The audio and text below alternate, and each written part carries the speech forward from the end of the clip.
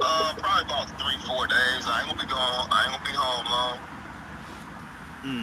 So what do you Yeah. what, like, who do you like? What do you normally do when you go home? Like who's your main focus as far as family? You know, like who do you go home to see? I have a few friends.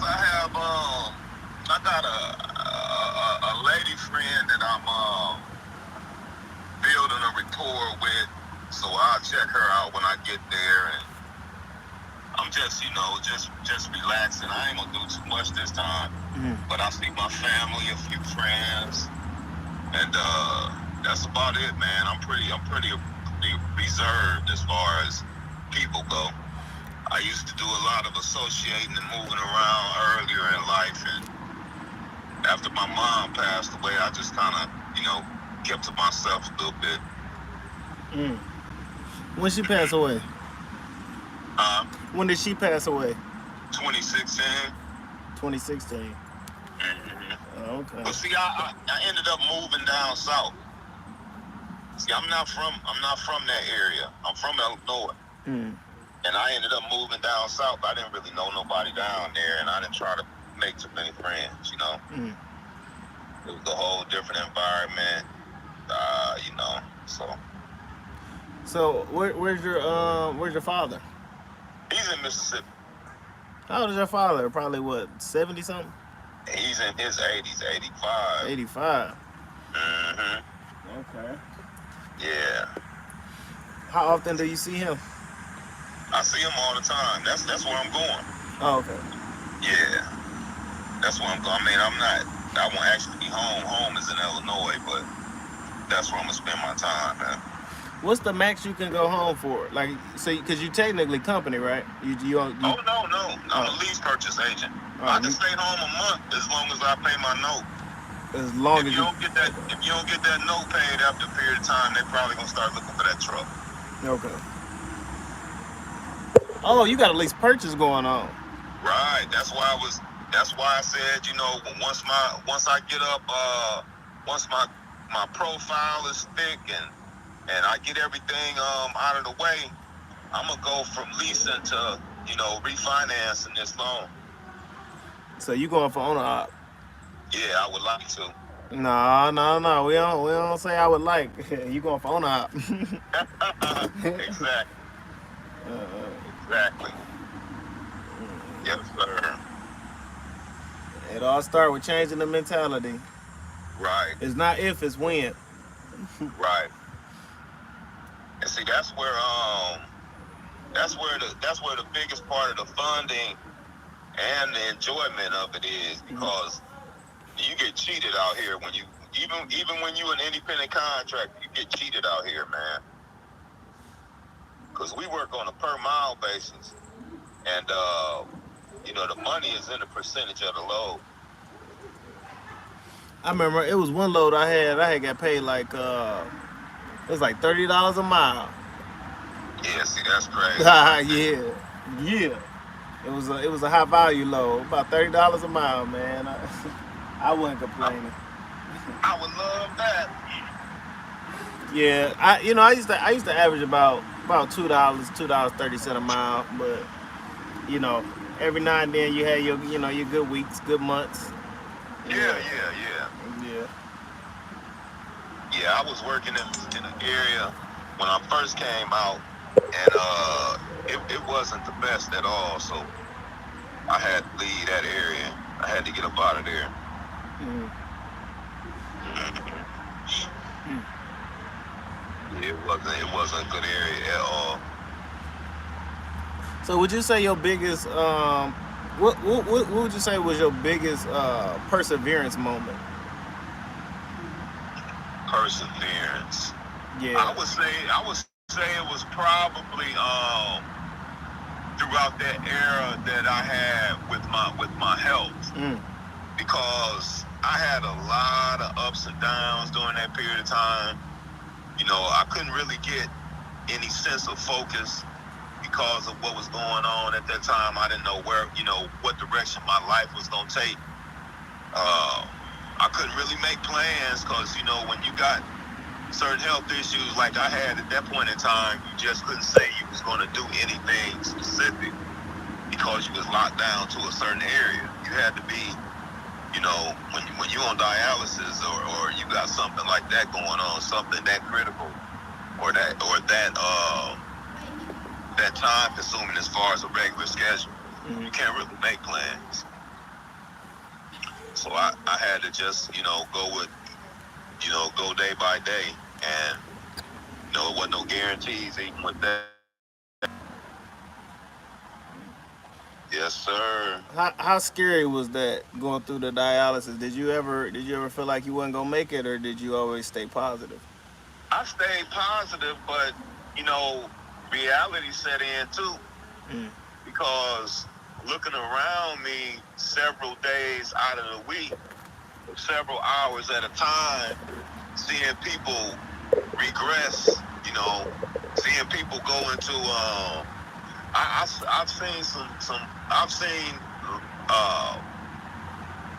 seen people have the beginning stages of heart attacks, coronary heart failure at dialysis. I've noticed people come in on like a dialysis day, and you come back the next dialysis day, which is every other day, and they're not there. And you ask, you might inquire, you know, is this person ill, or, you know, did they go to another unit, or they out of town, and, you know, you'll get the news. You know, so I saw a lot of that too. Yeah, it was definitely a trying moment, but like you said, I persevered. It wasn't just that I was on dialysis; I had complications in between there. You know, it was a long stretch. 7 years is quite a bit of time. You know, going through a health crisis, you could say. Can you talk a little bit about the support that you had in those 7 years? Is there anybody specifically that you want to kind of glorify for, you know, staying with you through through those trying times? Definitely. First, I would have to say my relationship with God. That was the biggest thing. But then my family support system was just, you know, it was second to none. Then I had friends and, you know, friends and support systems of that nature. But my family, I would have to say my family, I had been involved in some relationships at that point in time, and, you know, I got support that way. I got a lot of support. I got a ton of support, especially from my family. My sister, my mom, my dad, my nephews, nieces. Yeah, I got a ton of support. Man, we need to do like a biography or autobiography on you. I tell you what, I was, you know, when you mentioned earlier about the individual that made the comment, you know, I kind of took it personal at first, but then I got to thinking, well, you know, the individual really don't know me, and you reviewed the audio, and we couldn't figure out what was said. But I really want that person to get the opportunity to get back with you on that, because I don't know what the take was that the individual gathered that might have been negative, but I do want to get a chance to open that up and let that individual know when it comes to first of all history, education, the whole environment of who we are as people. It's a lot that he don't know that I can expose to him that will definitely secure the fact that whatever thoughts he had, you know, they don't apply to me. See, when it comes to that really Lynch Ready for what? doctrine or theory, I got recital tomorrow. I can go even further than the fact that that's how it is with light skin versus dark skin, the female versus the male, because of the background that I've had. See, he may not. I mean, I'm knowing he don't know, He but wait, hold on, Mr. Nelson. The guy you talking about, he just entered the chat. He said I could tell he talking about me. Delicious Media put some prayer hands up, cause you know we got you on the on the live. yeah. Yeah, So, so so the guy is in the chat the now. guy, That yeah, made the the guy, comment. yeah, he in the chat. Yeah. Okay. Yeah. Well, I just wanna, I just wanna address the scenario, because there was never any negative statement come from me, and I hate that it was perceived that way, because I'm not a negative person as a whole, and I'm definitely not a negative person towards, and I'm going to say our people, because they are our people. Everybody else, every other group, ethnicity, holds on to theirs, and they support theirs. We're in essence the only ones that throw our people away. You have Caucasians, Europeans. They collectively hold on and embrace each other through thick and thin, right and wrong. More wrong than right, and we know that. We just speaking facts. I'm speaking facts. And we have Native Americans who have been through trials and tribulations. Every ethnicity has been through it. We are injurious to ourselves over a long period of time. So I'm not one who rebels in being a negative to us, our people. And as far as like when you spoke of, because even if you remember yesterday, Todd, the whole Willie Lynch theory doctrine concept came from when you recited Kanye's verse. But if you remember, initially I was the one who brought up that one snippet. So if my persona is negative, or if I view some part of an interpretation in Willie Lynch's theory, because I can only go by what the small comment was.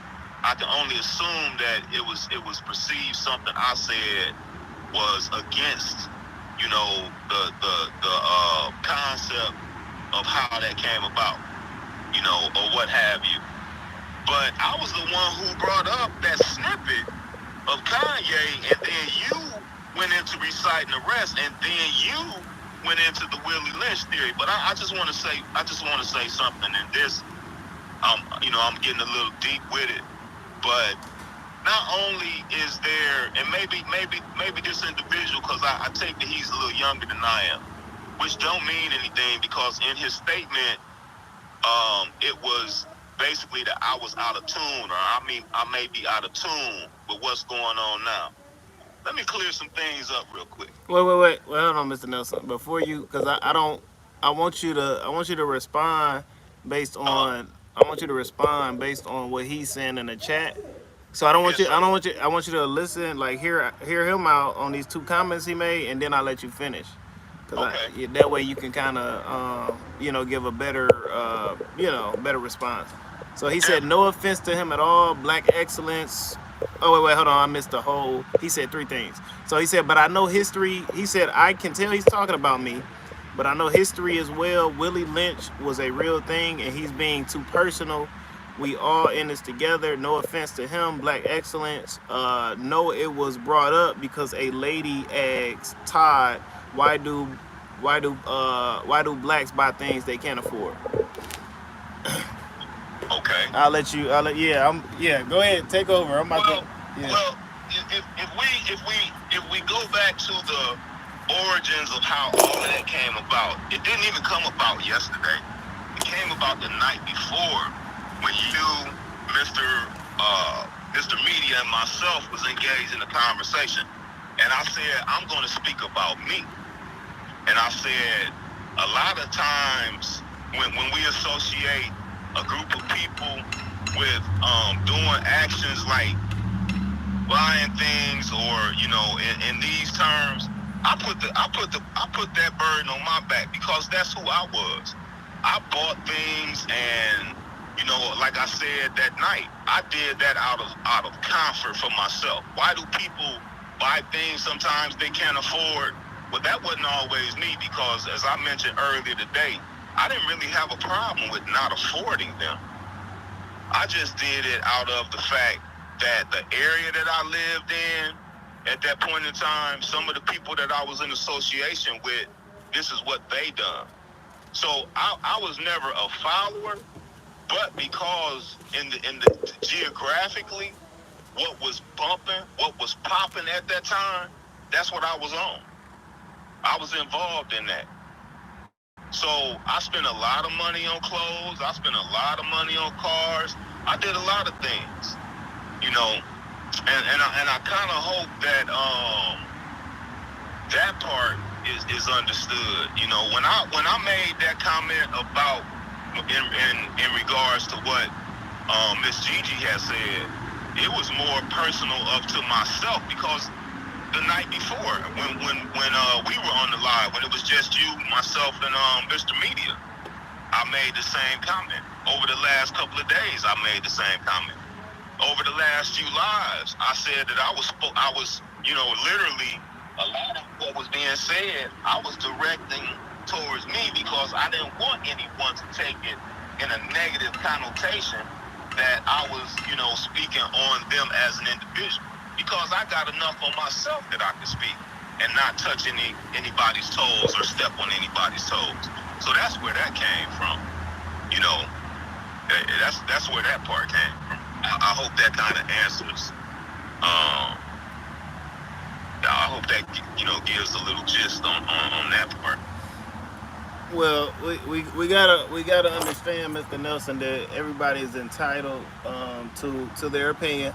Exactly, and I respect that. And everybody has a place on this platform to, you know, defend themselves. So I definitely respect that. So I would love to get Jamar on an actual live call where he can kind of, you know, break down, you know, what he meant a little more specifically, because we can only take so much information out of that small comment that he made. Right. Again, I did get a chance to speak with him on the phone. Sounds like a good person. And like I said, I don't think, because I do that sometimes. Like if I hear something and I feel like I don't agree with it, I'm gonna speak on it. We all supposed to do that. I welcome that because, and I'm sorry for interrupting you, but that's good conversation. See, conversation, the definition of conversation is opinions, thoughts, and ideas basically shared. So I definitely respect all opinions, all thoughts, because I have plenty of them.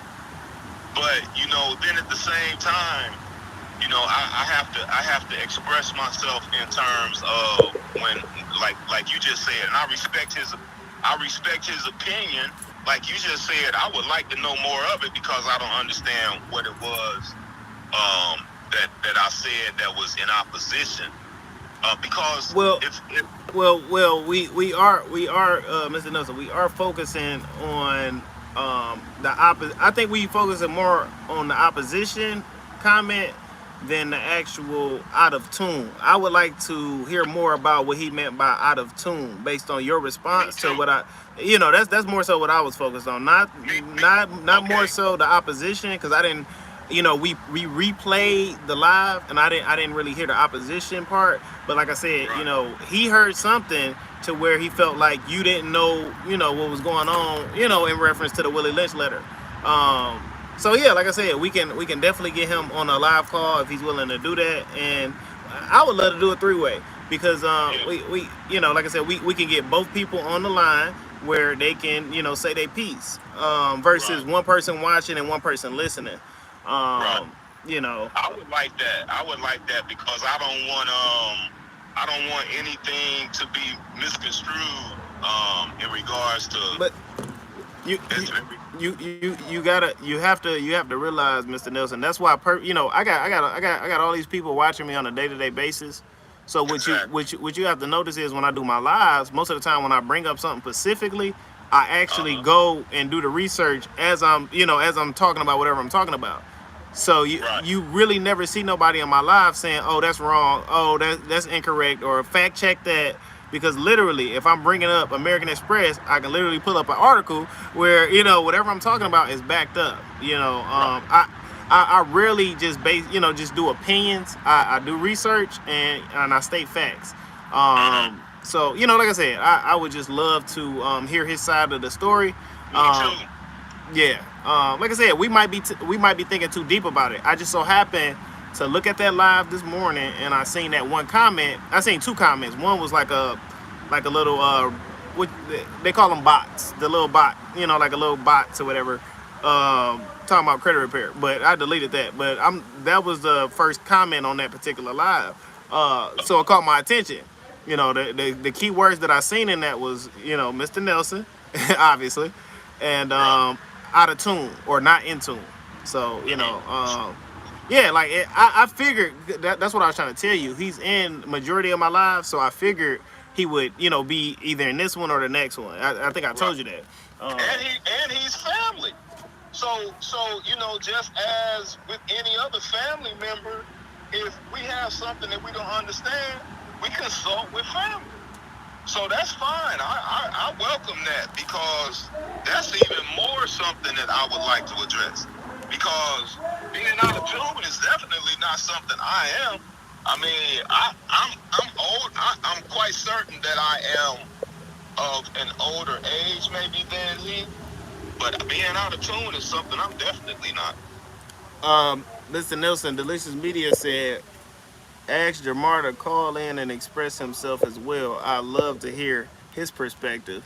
And then Jamar said, true, I respect everyone's opinion as well. Right. Well, see, I don't.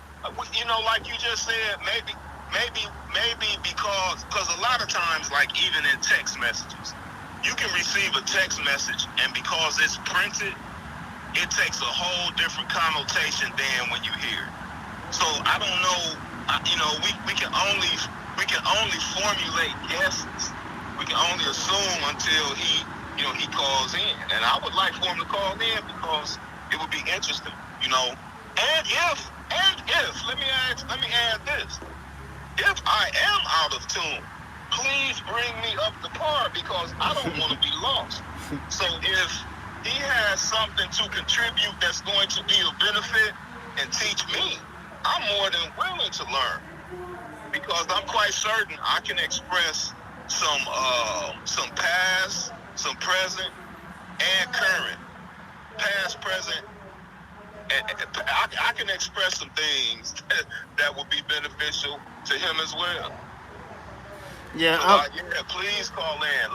That's what we're here to do. I'm We, like, we, we, we've gone from uh from getting the best credit advice, credit education, credit knowledge that we can get to actually encompassing that with life skills, family, relationship goals. We've been full circle. So yeah, why not? yeah.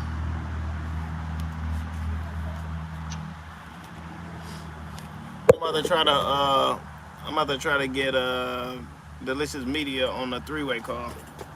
Okay, Hold on one second. all right.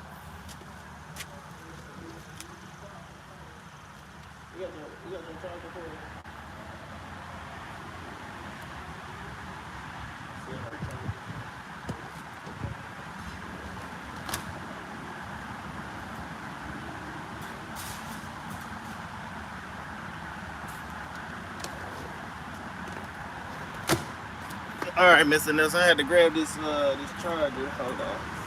All right. Yeah, yeah. Since I don't know who in the chat, I'm about to I don't know if Jamar's still in the chat or I don't know if Delicious Media is still in the chat. But I'm gonna call Delicious Media.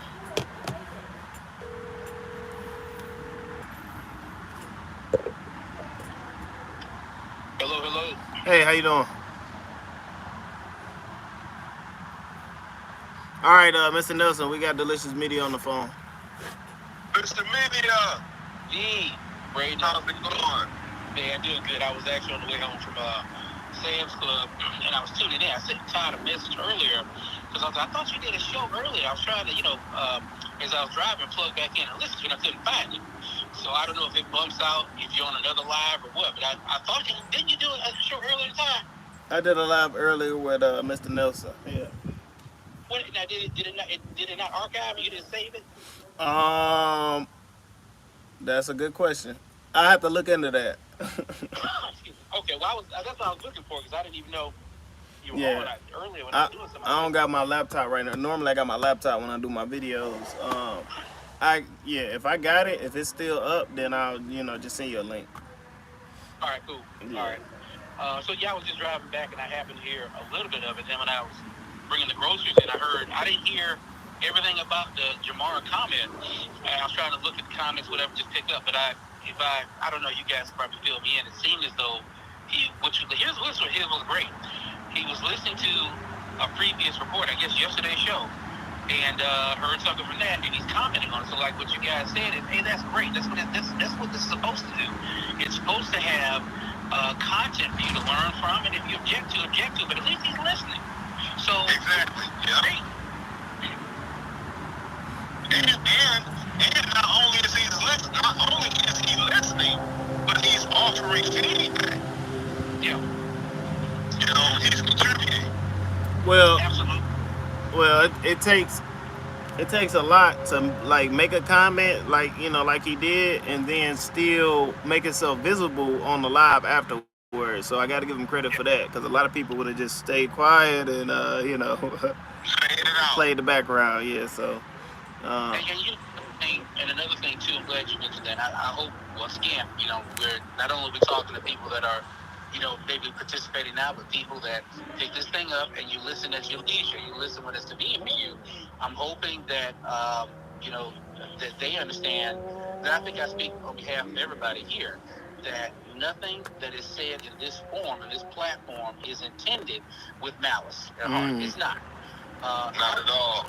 I'll go ahead and step in front of this one a little bit too, because I know he said that a lady asked Todd why do blacks buy things that they can't afford. Now, I'm assuming that was Gigi. Correct. But I think that was a piggyback on something. We've been talking about this really since the credit class kind of started. So I'll kind of be a little bit more specific on where I was going. Excuse me. The original point that I brought up was because Todd is dealing with a certain demographic, and that demographic, albeit a small demographic, unfortunately is persistent in making bad decisions, even after they've been rescued financially. Now that's where this picks up. So just in my opinion, that's what I'm throwing out here. I'm not concerned about why anyone, black, white, yellow, green, buy things they can't afford, because that's human. That's actually a developmental issue. That's something, people are doing that to make up for psychological reasons, feeling the loss, so they want to floss, they want to try to get, sometimes attention to people they wouldn't get before. I'm not concerned about that, but where I pick up at, okay, well listen, after you made those decisions and you suffer the consequences for them, now you say, you know what, I want to do better, because I'm tired of being in a situation where I don't have choices. I want to do better. Help me, Todd. Help me, credit repair person. Help me, whoever. These people make a conscious decision to reach out and enter into a platform. Once you've done that, you made the sacrifice of months and money and waiting and other missed opportunities. So you might be anywhere from 3 to 6 months in, really, on a credit repair journey. And 6 months is actually good to get you in fighting shape, to be honest with you. The 30-day stuff, like some of the stuff you said Todd do, that's unheard of. It's a unicorn. It really doesn't even happen. So let's take that off the table. Most people are getting with most companies, and those companies are taking at least 60 days to tickle their fancy, and then 6 months to be in fighting shape to do anything like qualify for a house or, get a car. So my point is still, what in the world is going on that a person that has been rescued, why are you still trying to buy things you can't afford? What is going on in the mindset where you're really not able to kind of stop, put the brakes on, and realize, hey, I got a second life here. I got a chance to really kind of come up. There's nothing wrong with buying the Escalade. I just recently found out how much those doggone things. Shit, I didn't know they were almost $90-something thousand, $78,000. Are you kidding me? But you know what? To each their own. If that's what you want to roll around in, fine. I'll buy GM stock. As long as you're doing that, let me get a doggone Cadillac stock. Woo, wait, hold on. I think they might have missed that. They got to hear that on the replay. Say that one more time. You said while they busy paying $90,000 for an Escalade, you gonna be doing what? Listen, I'm about to stop. If that's where you're at, if y'all are gonna wait in line around the corner for Jordans, guess what? I'm done belittling you at that stage in my life. I'm not gonna make fun of you anymore. Let me see what that stock is so I can buy the cream off of what you're throwing down. Let me take the cream off the top. If you're going, you have the right to make bad decisions. You have the right to make stupid decisions. But I also have the right to capitalize on continued influence. That's another place where I'm coming from. We don't have time anymore to try to worry about saving the world. But I've saved those that are ready to be saved. I tell you what, I will do that. But what I'm not going to do is stop my life and keep arguing over the same thing over and over again, while you have certain people do the same things over and over again. That's just their life choice. Hey, more power to you. But what we're trying to get to is I just really, and I don't mind having a conversation, and I have had conversations with, people in past tours. Hey, why did you do this? And it's interesting because they say things that I just never would have thought of. When your wife came on and your wife said, hey, the reason why women sometimes make bad choices to men is because that's what they equate to love. When they came up, they were in an abusive household. But that's what love looked like. So the safe kind, the one that's got money set off to the side, has his own house, he's paying bills out. He's not too flossy, but when you pay your bills, you're really not flossy, legitimately. So when he's doing all the right things and he's showing attention, she's uncomfortable with that. Because that doesn't really look like what she knows is love, even though you think it's better, but for her it's unfamiliar. So just little power points like that, wow, I get it. But I wouldn't have thought that before, because in my mind and my thinking, where I'm coming from is, wow, that's not a smart decision. You're not acting smart. Well, guess what? He or she is acting based upon their own programming and their level of development that they desire at that time. So I've tried it, so I've learned over time, you know what? It's not for you to say who's right and who's wrong. It's really not, because people are going to do what they want to do. All you can do is be a friend, be a help, be a bridge to people that really want your help. But if you, like that other saying too, the best way to help a poor person is just not to be one. That's one of the better ways. So again, I'm moving past having debates because it's senseless and the clock continues to tick. Every time I keep checking, the sun goes down, the moon comes up. And for the most part, in this realm, that's going to continue to happen. So if you're still talking about the same thing, week after week, month after month, year after year, we fail. But you look around, and other people in the same amount of time that we've been talking and jaw-jacking and debating points and trying to prove who's smarter than the other, hell, they built temples. They built skyscrapers. And we still can't pick up the trash in the street with grass growing around. And it is specific to communities sometimes. So let's get beyond. And again, I'm not personally going to keep debating what we know we see every day in the streets. That's our problem now. We have a percentage that just don't want to accept reality. Then a bigger percentage of us that know that this is not smart, but we just don't want to say anything because we just don't want the hassle. So what happens? The lower level operation wins out. That's our problem. Nobody's perfect. No group is perfect. But I tell you what, I can look at the results now. Ray, where are you living right now? Where's home for you, Ray?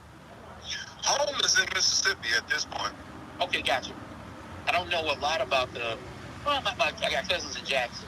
I'm south of Jackson. My family, my dad, the entire lineage of most of my family has land in that area. And when when my mother got ill, I moved to that area. So, it's nothing new. It was something that came about. It was a quick decision.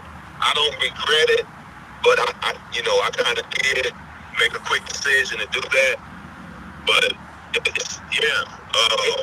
no problem with that.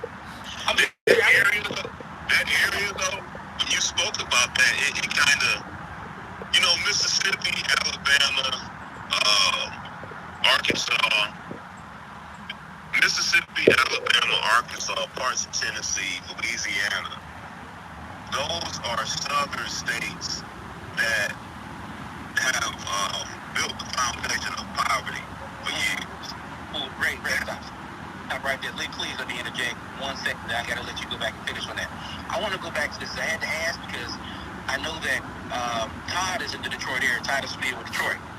And so what I'm going to bring up now, I know he has some firsthand familiarity with because they know the areas. I went out to this place called Tireman Flea Market. I think I kind of heard of it before over the years. Never been there. And so I thought it was in Detroit. It's really in Dearborn. So as I'm driving through Detroit and I'm going through the area, I actually had to come up on 94 in Lanyo, which is kind of in southwest. Well, actually, it's kind of close to that is probably Dearborn technically, but it's also close to southwest Detroit. As I'm driving through that area, because I had to make a right, so I was actually heading north for a minute, and I'm looking around at the houses. Again, I'm coming off at 94, which is basically, the most part of Detroit. But as you start getting out to, over the years, past 20 years, 30 years, these areas have changed so much. It used to be damn near all black. And now, if you haven't been in certain streets in a certain amount of time, hey, the complexion has changed. The families have changed. And so I'm looking around. At first, I thought they were Hispanic families. I'm looking at the pickup trucks and I'm looking at the style of yard and stuff like that. I'm like, wow. Well, it's always interesting when you're in Detroit. You'll see this wherever you kind of come through a little bit more.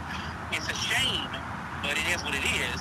The house that we have in Detroit are the same houses for the most part that they have in the other reaches, like your Grosse Pointe, St. Clair, well, not St. Clair, but Grosse Pointe, even Dearborn to a large degree, to the suburbs that are really closer to the city proper. And so the houses are the same. We always marvel when we're actually driving down their side streets, like, wow, how is it these are the same houses? How is it their communities, their streets look better than ours? It's the same house. It's the same style house. If I took that house, picked it up from the rich community, and put it in the city of Detroit, it would stand out because it has been maintained a bit better, but it can go side by one of our own and fit right in. So anyway, as I'm driving to Tyre, because it was further than I thought it was going to be, and I'm really going through this community, and I'm like, oh my God, this is not the Hispanic community. I'm like, is this the Arabic community? Yeah.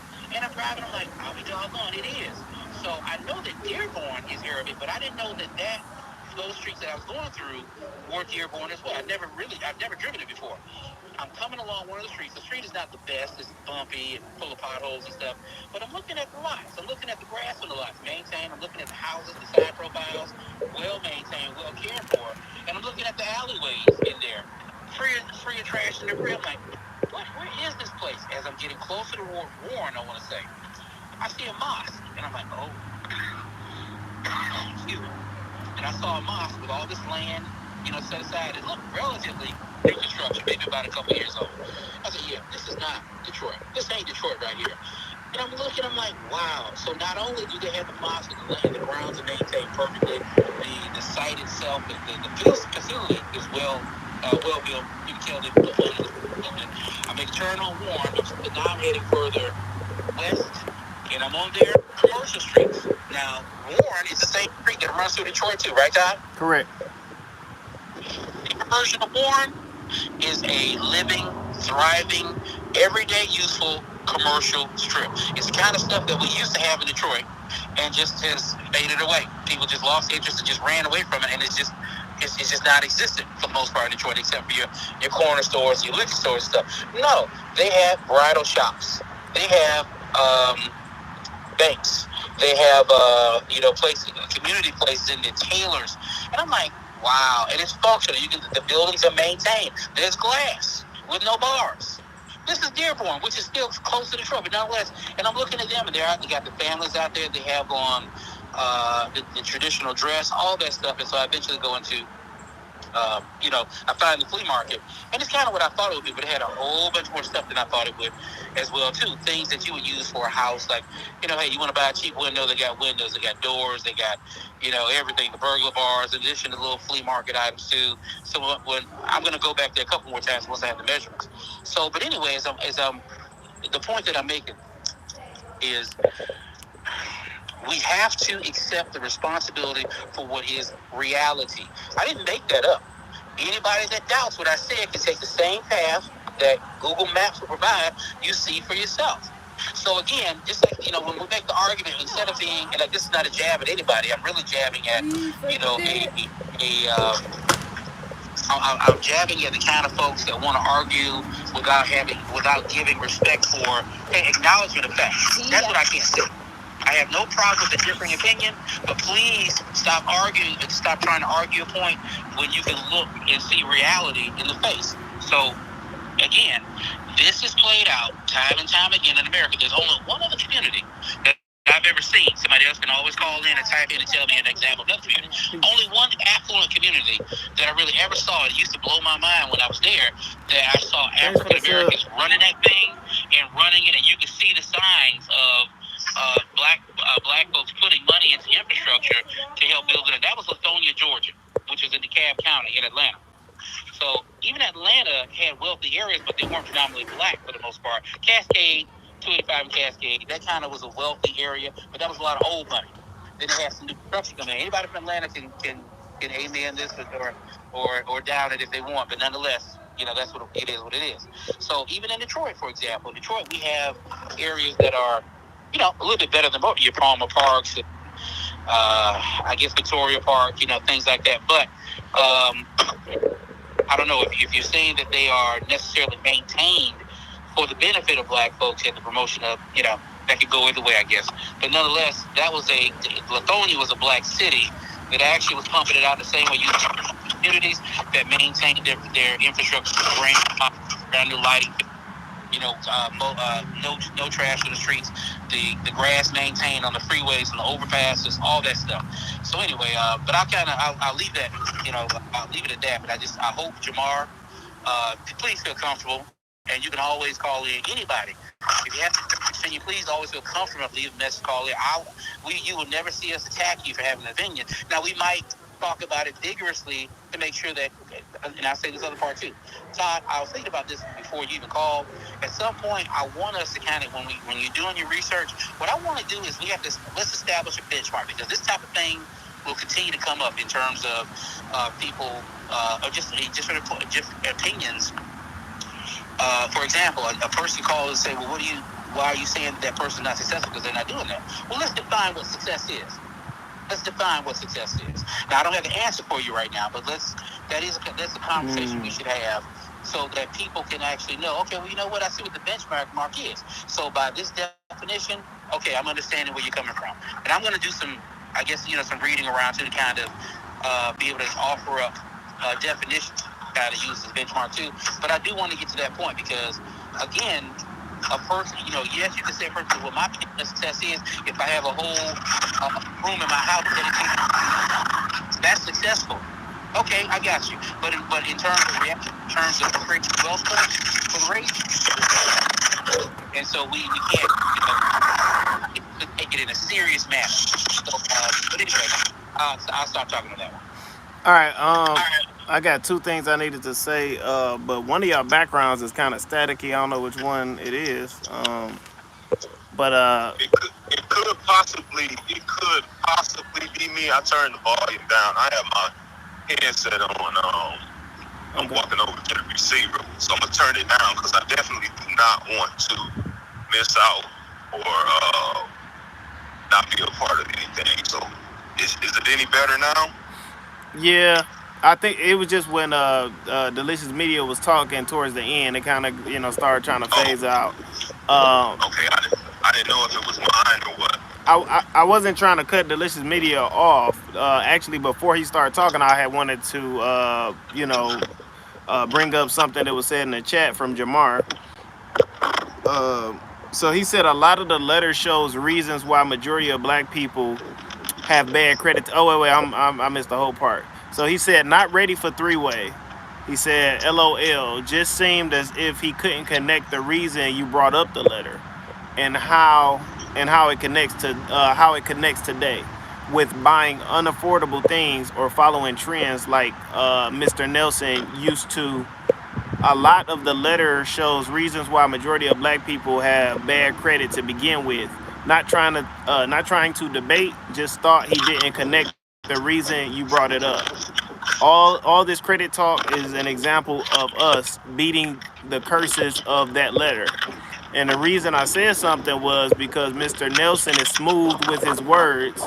Tom said he was going to read the Willie Lynch letter. Mr. Nelson says, "Oh, thank you for that thesis," implying he doesn't really believe it, which is cool. Thesis? Mm. I would invite you to run any audio you have back. I mean, I'm saying it wholeheartedly. I would love for you to run any audio that you have back, because I know it could be easy to perceive something said three-way, however, whatever. It could be pretty easy to perceive something that was said that may have not been. First of all, I wholeheartedly understand and believe the negativity around, because that's the only way I can. That's one of the only ways I can explain the actions of the Willie Lynch theory. Or see, maybe when I said the Willie Lynch theory, maybe that's why he said thesis. Why he thought I said thesis, or what have you. Because the reason why I call it a theory is because it didn't work. It was a belief. It was a belief, but it didn't work. And you know why it didn't work? Because you have people like Mr. Givens, you have people like Mr. Media, you have people like myself, you have people like Miss Gigi, and you even have the individual who made the assumption or made the comment or what have you. You even have him. So with that being the case, it wasn't successful. It only pertained to a certain group, and that group were ones who didn't value in totality the scenario at hand. See, when all of this, it needs to go back to Todd and Mr. Media. It needs to go back to the very, very first original part of how this all came about.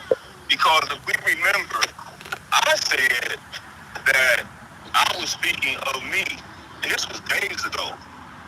And I also said one of the reasons why we as people purchase things or buy things that stands out, or things that are shiny objects. We do that to comfort ourselves. I did it to comfort myself, and I made that statement over and over and over again. I'm thinking anybody who heard it can attest to the fact that I made the statement. I did it. I bought stuff that I shouldn't have bought. Whether I had, I never really had an issue with money. I could always do certain things with the money that I had. So it wasn't like I made some unwise decisions, but I wasn't robbing and stealing and, picking nobody up to get it. So, but at any rate, when I went through the stint of being irresponsible with funding, it was due because I was trying to create a level of comfort for myself. And when I said that days ago, I made a projection that maybe this is why others do it too, because that's what I did. I created by running out and grabbing every pair of Jordans. See, I'm from Illinois. I'm from the Chicago area.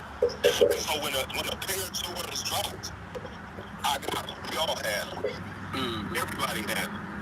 And growing up into the 90s, I had them. And into the 2000s, I had them. So, not just that, but just tons of different items. And I look back on and I say, I spent money on things, and why? Because I did it to comfort myself. That coincides when I brought up initially the one snippet from Kanye, and then you read the verse, and then you went into the Willie Lynch doctrine. I'm gonna quit saying theory, because in my neck of the woods, in the area that I'm familiar with, we always call it the theory. But then I need to expand on that a little bit too. I want to just say some things, and I'm not going to go too deep into this part, but that the Willie Lynch doctrine, the part of being pitted or being set up to work against each other in the most negative senses, that's not just limited to male and female. That's not just limited. I'm getting ready to speak to maybe a form of audience that will understand what I'm about to say with this. Because some's not going to catch this, but some are. Mr. Media, you're going to catch it. Todd, you're going to catch it. It's going to be some that's going to catch this. But if you haven't been involved in certain circles, you may miss this. Todd talked about a couple weeks ago how he got jumped. He lived in Detroit. Obviously, for him to get jumped and there's 80 people around, he obviously was in an area that was not the best place to be. And so, but anyway, so we don't have to just associate the male and female, the light skin and the dark skin. We have organizations for. I'm not going to go into the specific ones. But we have gang affiliated organizations who have for many years worked off of similar situations. We can go back as far as the Black Panthers, which started out with good reason, but then it divulged into some other things. So it ain't just about the male and the female. You got organizations, you got guys in every urban area, every city that are black, that are killing each other, who are black, who look just like me, whether I'm an older guy or look like this guy over here, which is a younger guy. So at that point in time, the Willie Lynch doctrine didn't speak of gang-affiliated organizations because there weren't any at that point in time that we knew about. So I can go way into a lot. I can go so deep into a lot of things. You know, I would almost have to call Todd and ask him, or I would almost have to ask Todd to somehow to place a disclaimer on his part and let me go ahead and divulge some things. Because when it was stated that I may not be current and I may not be in the loop, that's the farthest from the truth. Because the circles that I have rotated in, a lot of guys can only watch on TV. They don't know what's going on. I've been involved in things. I'm not proud of it. I told Todd earlier today, I never had a problem with money because I was doing things to make money. I was on a lot of stuff to make money. I could get rid of 10,000 today, early today, and have 15 tonight, and not even know to spend money with. So when it comes to certain situations, I'm more in tune, more in touch than a lot would know. That was my past. I'm out of that. But when it comes to pitting one against the other, I've seen a lot of that. It's just not exclusive to gender. It's not exclusive to a complexion. It goes way beyond that. Way beyond. Let me, Mr. Nelson. You there, Mr. Nelson? Oh, yeah, I'm here. Mr. Media? Yes, sir. All right. What on your end, Mr. Media? When Mr. Nelson was talking, did you hear him clear, or was it like broken up? I heard him clear. You heard him clear. Okay, it's a little patchy on my end. Okay, but this is what I wanted to say. I wanted to read. Jamar was commenting as you was talking, but that's not what I want to. I want to say something personally. It was something that you said, Mr. Nelson, in relation to gangs not being mentioned in the Willie Lynch letter, correct? Repeat that. I'm sorry. No. You going in and out on my device. Okay. No, I said you had mentioned something about the Willie Lynch letter not mentioning like gangs per se. Yeah. Okay. Okay. So I want you to go because I want to see if I'm in agreement with that because it's a way that I feel like I can connect that letter to gangs and things of that nature. But okay, well, before I even get there, It definitely. Let me say this real yeah, quick. When I said it didn't speak of gangs, I'm talking about at that time. I'm saying when this individual was coordinating the events. I'm not talking about present. I'm saying then. It definitely relates to gang activity, gangs, anything that would be of a nature that's injurious to today. Yeah, it would relate to a gang or a group or an organization today. Definitely. Why would it not? okay. Yeah, because I was personally, I don't know how Jamar felt about when you said that, but I was personally, I was gonna link it for you because it definitely applies. It might not be, of course they didn't have games back then, but I feel like because you had mentioned earlier, you said that you feel like the Willie Lynch letter is not being presented today, or not for a large majority, because you had mentioned like the few of us, right? You were mentioning me, yourself, Mr. Media, but when you had mentioned that comment about it not applying today, the Willie Lynch letter, Jamar had said, hold on one second, let's see. He said, okay, so remember when you said rewind it? Right when you said you can rewind it, he said, yeah, you can rewind it with an exclamation point, basically saying, he watched the audio, and what he said you said, he heard you say. But like I said, I didn't want to cut you off. So then after he said that, he said the little few isn't an exception for the majority. So I did agree with that when he said that. He said the little few isn't an exception for the majority, and I think that's when you had mentioned, us as opposed to everybody else. I do feel like what was written in that letter is definitely going on now. And like I said, I mentioned that. That's when I made that reference. That's probably what he meant by you not being in tune, because you remember I made that reference to Meek Mills and Drake. But I was just talking about now, 300, 400 years after that letter, 300 years. What is it? So 300 years after that letter, we still are pitting pitted against each other based on our skin complexion. So outside of music, outside of music, we both know they are rappers, but like I said, when you look at who's on each side, you got the light skinned guy being Drake, and you got the dark skinned guy being Meek Mills. And like I said, I can go on a whole bunch of other. I can go on a whole bunch of other, altercations. Nicki Minaj. Now, given, she's altered her appearance, but she is a lighter skin complexion. Her situation with Remy Ma. We know Remy Ma is a very, she's a darker woman. But yeah, like I said, I personally feel like, I feel like what I said in reference to the Willie Lynch letter is currently going on today. And like I said, connecting that to gangs, that's definitely going on, because we are still pitted against each other. Male against male, male against female, light against dark. Whether that's a black gang going against a... When you related to gang,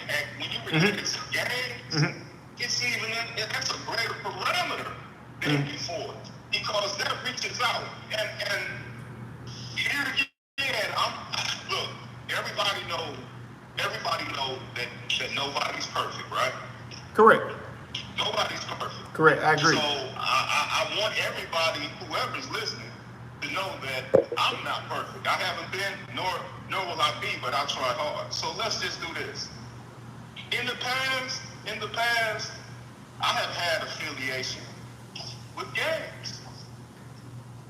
So I can say, not from something that I've heard, I can say from something that I know, that yes, the Willie Lynch doctrine is alive and present today. And by the numbers, it is more prevalent today than before, because the audience that Willie Lynch had at that point wasn't as great.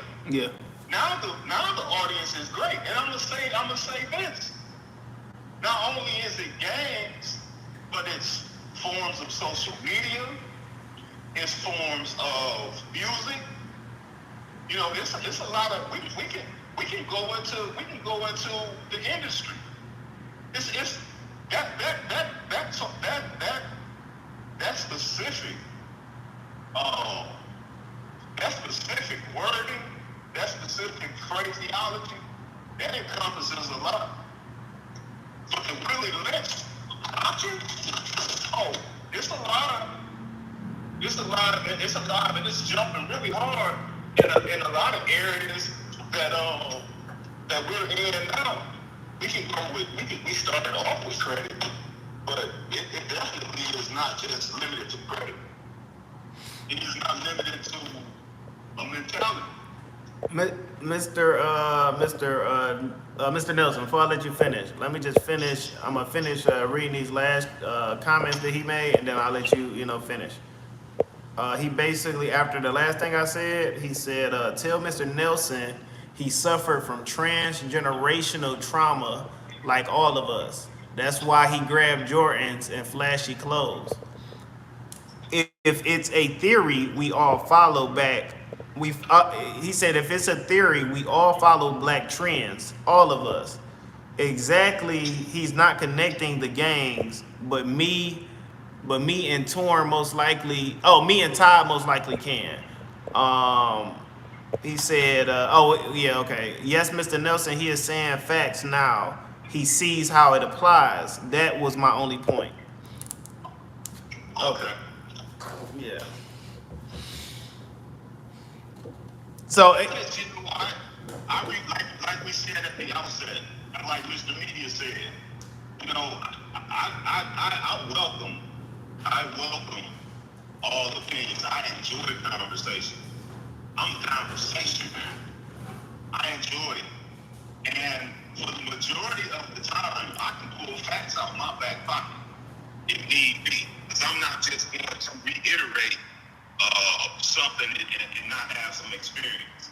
But when it comes to certain subject matter, I have personal experience. And that's more than pulling facts out your pocket.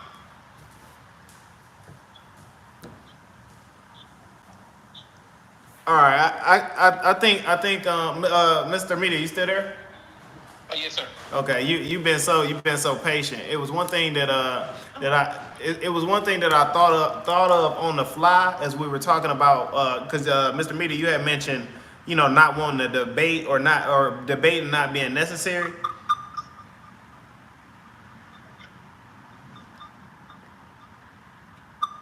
Hello? Yeah, did you hear Mr. Media? Yeah, that's me in my truck. Oh, okay. Yeah, Mr. Media, I said you had mentioned earlier about debating not being necessary. Right. When I was, I think. Well, go ahead. Were you going to say something else? Yeah, I was gonna say something. Yeah, but I just wanted when you were talking about not debating, I'm in agreement on it. Like I said, this gonna sound corny because I just thought of it, but I think it ties into the conversation. So when you mentioned not debating, what I thought about with the situation with Jamar and Mr. Nelson, I said the moment we debate is the moment that we become we become debate. So I don't know if Mr. Nelson is the fish or the worm, but I'd rather be the one holding the fishing rod. Yeah. Well, I mean, from my perspective, I welcome this because with his name is Jamal. His name is Jamar. Jamar. Okay, my bad. I'm sorry. I apologize, Jamar. With Jamar, I enjoy that because, like I said, he's experienced, and then I know you two do as well. Because this is what we have. We're discussing a forum of facts. We sitting around like a family at the dinner table discussing events. So Jamar has opinions, and I have some expressions, and I welcome that. I think it's healthy because in the long run, I get to see where, let's say, his individual thought is, and you can tell by his response that he's not just speaking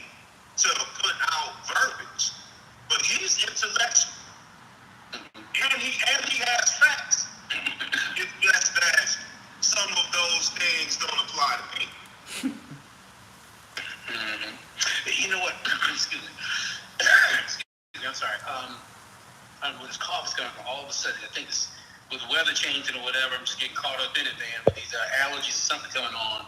So if I cough a little bit every now and then, just I hope it doesn't, just all in your eardrums. I think that no, I was listening because I wanted to give Ray a chance to really express himself. I didn't even know because I'm on the phone. I didn't know that Jamar was still typing, which is cool. And so I just wish, in some respects, you're kind of handicapped when we have this medium because, when you're typing, certain things are lost in communication process when you're really having a real-time discussion because tone is lost. And with the tone, sometimes a different bit of meaning and stuff too. So it's just very difficult to get to, a really rewarding conversation that helps everybody real time. So that was one thing I just wanted to make sure Ray got a chance to really express everything that's going on. And I think at some point in time, a gentleman like Jamar, he'll feel comfortable once he and Todd have a little bit more communication to talk. Because I'd like to hear his story too. Again, this all goes back to credit, but also what are we doing individually to help the people around us, people we care about in this forum too, to succeed. That's what this really is about. Mm-hmm. And even though someone would say, "Hey, this is supposed to be credit," y'all ain't talking nothing about credit. Yes and no. Yes and no. But if you can get a chance to understand a person's outlook, then you're able to understand exactly the type of person that you're dealing with, and to kind of go forward from there. So I agree with Ray. Another thing I want to kind of say a little bit too. Even though mentally I don't consider myself an old head, but I think the birth certificate would probably say differently at this point in time. So I always try to be, because of my upbringing in terms of my mom, kind of giving me lessons along the way. Grandmother, my dad, always stepping in at key points to make sure that I acted with respect to everyone. That was always a key thing, case in point, as a young guy, I could never, ever get away with calling an adult by their first name. I would probably be in stitches or somewhere with a leg or an arm in a cast if I ever did it twice. And so, I was like, hey, you're not on the same level as that person that is an adult. Even if they're bad, they're still an adult. You give them the respect of that. And if they're bad, you come talk to me and I'll appropriately handle it. So it's just certain things we talked before about, when I got thrown into college, into the dorm, well, guess what? All of those ingredients that they had put in, in that form, it was in that atmosphere where those ingredients began to combine to become the finished product. And so I say all that to say that I try to have an outlook of, what the younger generation may feel about stuff. And I don't know. That's why I generally ask the question, okay, why do you guys do this? Or why, case in point, we talked about sagging. And my thing is, okay, well, I understand the need for fashion. Everyone wants to be different. And when I was young in high school, we did crazy stuff too, hair color and, putting the parts in there, the crazy looking parts and stuff, and with the eyebrows. I mean, it is what it is. Your parents probably have an extra drink at night before bed because of some of that stuff, but it's life. It is what it is. So, but here's another thing I thought about too, and this is kind of going back to you and Jamar, were kind of talking about the Willie Lynch thing. I wish young people of today could understand what it was coming up in the 90s when we had real conscious and moving. Like you had Public Enemy playing your KRS-One. I might be leaving out some guys, but I mean, you had conscious rap. And Ray will attest to this. Listen, absolutely. A trip to the barbershop every other week on a weekly basis. Brother, when you were going to the barbershop, that was when you sharpened up your skills, because I'd be doggone if everybody wasn't going toe-to-toe over this type of stuff. Willie Lynch, Malcolm X, Martin Luther King, civil rights, blah, blah, blah. Well, we were tearing it up in there. It wasn't no trap music in the barbershop. Everybody was sharpening skills. Am I right or wrong, Ray? That's correct. That's correct. This is for people in two different states, two different cities. And so it was the consciousness of the time. That's why once they really, and the thing is, the outshoot of that was, hey, listen, I think the powers that be, the people that really own those communicative devices, the stations, the records, and the way they get played, I think they started to realize, why in the world are we actively helping to wake up a competitive force. Why are we helping to do that? Oh no, we can't do this. Somebody had to read, because after a while, why would you do that? Why would you actively allow, I don't want to say your enemy, but it is to some degree, and from a competitive nature, you are an enemy, you are a combatant.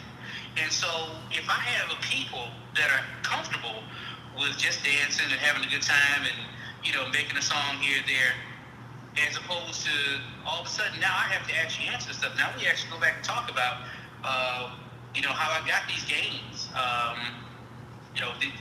My family, my ancestors, yes, they did own slaves, and they used those slaves to create this first version of a radio station and now the record label, and now you're gonna be liable for that. All that because you listen to Public Enemy. So somebody somewhere made a conscious decision. Enough with that. Let's get some of this trap stuff in here. Let's get that stuff going. Don't bring that. I mean, it would make sense because you haven't seen it since. Go ahead. Let me interrupt. Please, Mr. Mead, trying to hold your thought. I gotta get in this. The word transgenerational was used a few moments ago. Correct. And what you're talking about now is transgenerational in reverse order. Because what's going on now, and I gotta applaud Jamar. We need to applaud Jamar because there are several who would not know who Willie Lynch is. What team he played? What EP he got? When does his EP come out? How many females he got? Right? There's a lot of people who would not even know who Willie Lynch is. So I applaud Jamar.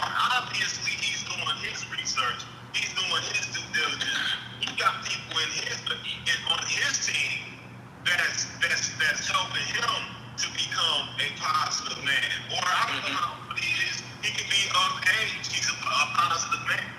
But when you speak about music and cultures of the past versus the present, one big difference is when you speak about the times of the artists that you just named, and then the one that I named, and there's several others.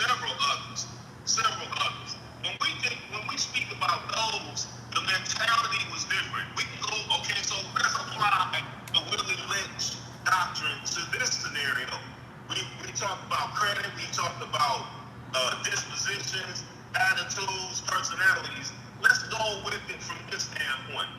One of the reasons why the Willie Lynch doctrine applies in the case of music and generations today is because then, when the music was out then, it was about trying to live a long life, trying to become a grandma with children around you when you pass away.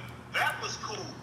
It was cool to have a family, being and a wife, having a wife and children. That's what was cool. Now, since the transgenerational effect has become in reverse or inverse order, flipped inside out, inverse order, then it's no longer live forever. It's live now and die as it comes because we don't get everything we want right now. We're not waiting years to develop anything as of substance. We're going to get it and do it right now. That's the difference. So yeah, it's the Willie Lynch doctrine. I keep wanting to say theory because that's what I'm used to. I'm used to hearing that because, I mean, is it alive? Yes. Did it work? No. We know it didn't work because there's too many copies. There's four males right now, and I'm not being sexist or excluding any gender. I'm just saying to make this point. There's four males that have been interacting through means of conversation intellectually over the past half an hour on this platform. And if it hadn't been in times of Willie Lynch, we wouldn't have been able to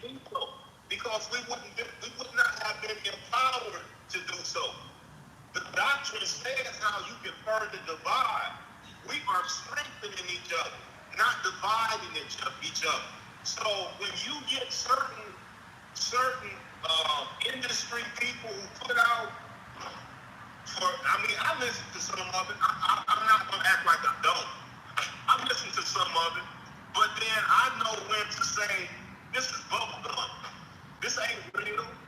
Because to try to make $1 million and buy a bunch of jewelry and buy a bunch of cars and get killed in the middle of the street, what did I do? Okay, so I achieved these things. First of all, they weren't really yours. Because you have signed an agreement that you're going to do 1, 2, 3, this, that, and the third, and if that doesn't happen, we're going to take it away. The industry has become a form of prostitution when you really want to get down to it. Music, movies, media, a lot of that has become a form of prostitution. And it's all based from who we can divide and who we can conquer. Because you don't find little Justin Bieber.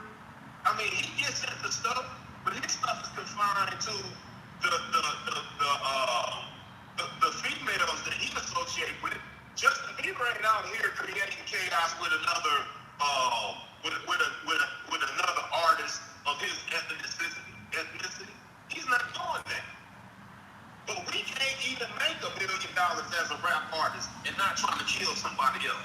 I'm from the Chicago area, I know.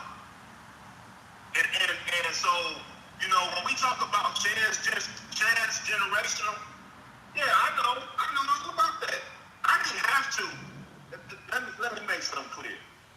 A lot of times when people are involved in gang activity or involve themselves within an organization, they do it for the mean. Todd can attest to this, and you can't do it.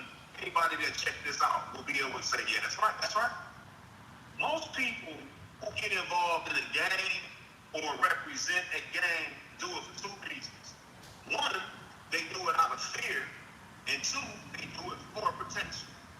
They're scared that if they walk to school or go somewhere alone, they're going to get jumped.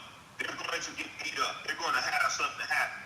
So instead of moving alone, they move with a group. And that's the fear factor of it. Okay, the part of protection, if I got these guys and they're labeled letter, whatever that letter can be, because those little letters fit an abundance of organizations. So whatever letter you are a part of, you have now empowered yourself with what that belief is. So now you're stronger in numbers. You have this group to protect you. So you operate out of fear to start. Then you rely on people that will kill you in a split second, do harm to your family in a split second if you don't carry this name correctly. So you get involved in fear for protection. Now, when the doctrine was originated, it was sent out to further divide. Don't work as hard dividing these people. I got a better way. Let them divide themselves. Let the light skin one think he's better because he's his complexion or her complexion. Let her think she's better than him because she's a female and he's a male. Mr. Nelson, let me.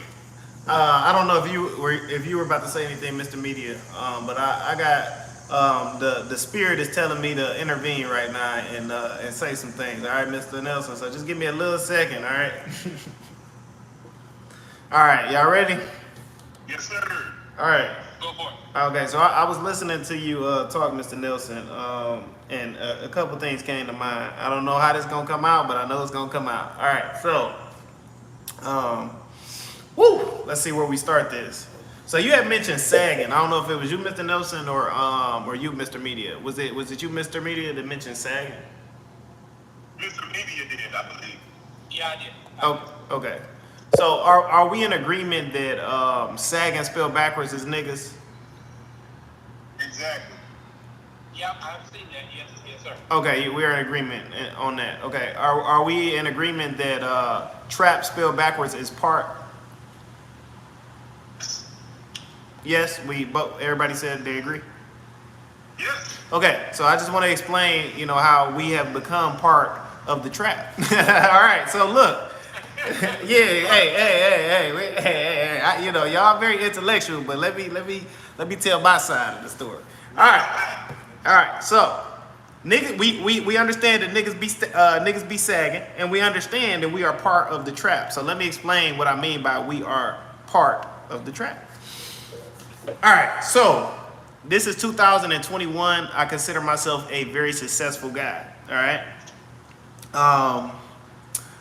But presently where I stand, all right, if I go drive to Detroit right now, all right, it's a certain feeling that I get when I get around people of my similar skin complexion. I don't know if it's something, internal. Jamar liked the comment I meant about trapping part. But okay, so but I don't know if it's internal, but it's a certain feeling that I get. I know I'm not the only person that has had this feeling. You're in the mall or you're walking up the street with your significant other, and you see somebody that looks just like you, but your face just turns up. I don't know if you guys feel me on this, but like you see somebody that looks exactly like you, but you feel a certain way when you see somebody in front of you that looks exactly like you feel a certain way. Maybe you would have to probably be or have been in the streets in the past to understand what I mean. I know what you mean. Yeah, it's a feeling, like not a feeling like I'm better than you, but a feeling like it's just an angry feeling. You get what I'm saying? I've been around people that look like me and just get angry for no reason. Like I don't know this person. I think there's more to it than that, though. Oh yeah, no, I'm gonna break it down. No, I'm definitely gonna break it down. Okay, yeah, but it's a feeling. It's like I don't know, but it's anger. Like I said, it stems from anger. Now, I just want to break a couple things down. A lot of people, you hear about all these break-ins and murders and things of that nature, right? Like black people walking into other black people's houses and shooting, A, B, and C. So what I see in the comment section on those particular news feeds, what I notice is in the comments, why don't black people go to white people's house and rob and shoot them up? So let me say it one more time. We will go and rob people that look like us, right? That look exactly like us, that have not as much funds as us, but we won't go into a rich white man's house and it's the theory of Robin Hood. Rob from the poor and give to the rich. Wait, I said that wrong. Rob from the rich and give to the poor. There we go. Rob from the rich and give to the poor. So, I've never understood that from my childhood to now. It goes. Everything I'm about to say is about to go right back into the Willie Lynch letter as far as respecting our oppressors. Okay, respecting our oppressors. Why when we talk like we have some common sense, it's referred to as, oh, you trying to sound white. Why, you get what I'm saying? Why is white the standard? Why is white the standard for positivity or success? I remember that in high school. Like I'm talking just like I'm talking now, and it's, oh, you trying to sound white. So proper or regular English, not broken English, is white, right? I had to happen. Oh, you say that one more time. I had to happen every holiday that I went to Mississippi as a child. Mm-hmm. I had to happen because I lived in what they called the North, and I would visit in the South, and because I spoke English in a different manner than they did at that point, I was trying to talk white. And I sounded white. I would go down south every holiday and have to hear from my cousins that I was talking white, not sounding white. Okay. All right. Okay, talking white, not sounding white. All right, I've been down south as well. Yeah, I'll touch on that a little bit later in this conversation. But okay, so let me get back on track. So, in the beginning of the conversation, we agreed that sagging spelled backwards was niggas, part spelled backwards was trap, right? And then, like I said, I went into the spill about we look at each other and we hate each other. But like I said, I think it's internal. I think it's from like years and years and years and generations and generations and generations ago. Like I said, I'm presently in a good position, but I still can go to the hood and look at somebody who looks like me and feel a certain way, or they might be looking at me and I can tell that they feel a certain way. And like I said, I think it all stems back to, like I said, the Willie Lynch letter. You know what? If let me interject just a little bit. Okay. I Okay. got it. You are going where I thought you were going. Okay. In terms of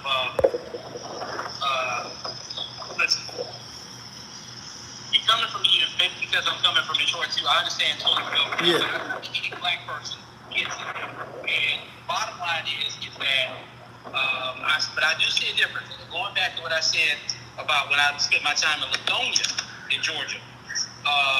That was really one of the first times, just in the way that you're telling me that you have a reaction sometimes when you're around that certain type of demographic. Mm-hmm. I'm telling you that I was actually having to adjust my shock level when I was in Lithonia, which is a suburb of Atlanta, around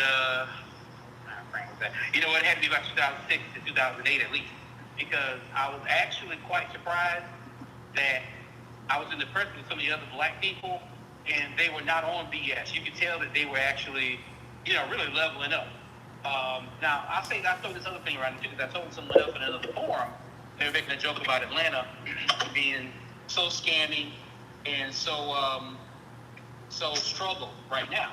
Well, Atlanta kind of, even right before the build-up to the Olympics and through the Olympics, Atlanta, you kind of were going to struggle. You were always going to struggle going to Atlanta. It ain't like Detroit. Detroit, literally, up until recently, a person could exist with no job at all.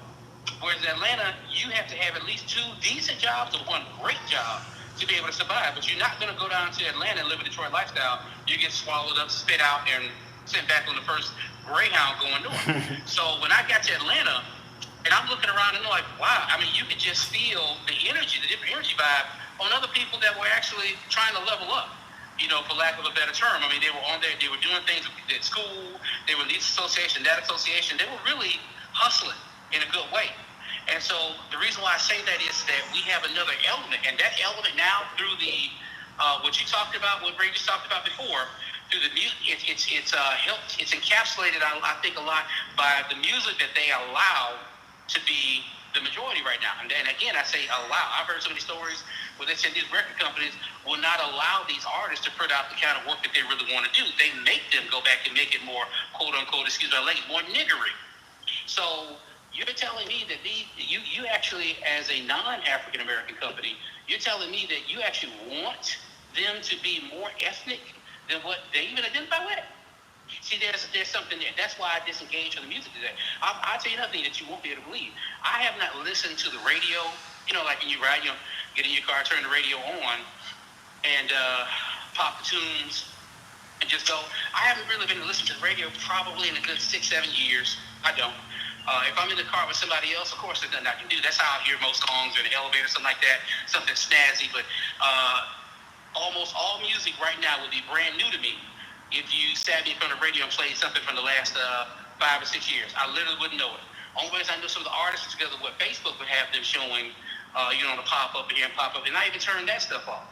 So, my point being is that I just, at this point in time, just me individually, what I refuse to do is I refuse to consume the diet that you want to give me. I'm not doing it. And I've also noticed too that my thought processes and my energy level is different. When I turned off Facebook in January this year, it was right after the election, and I just had enough of both sides.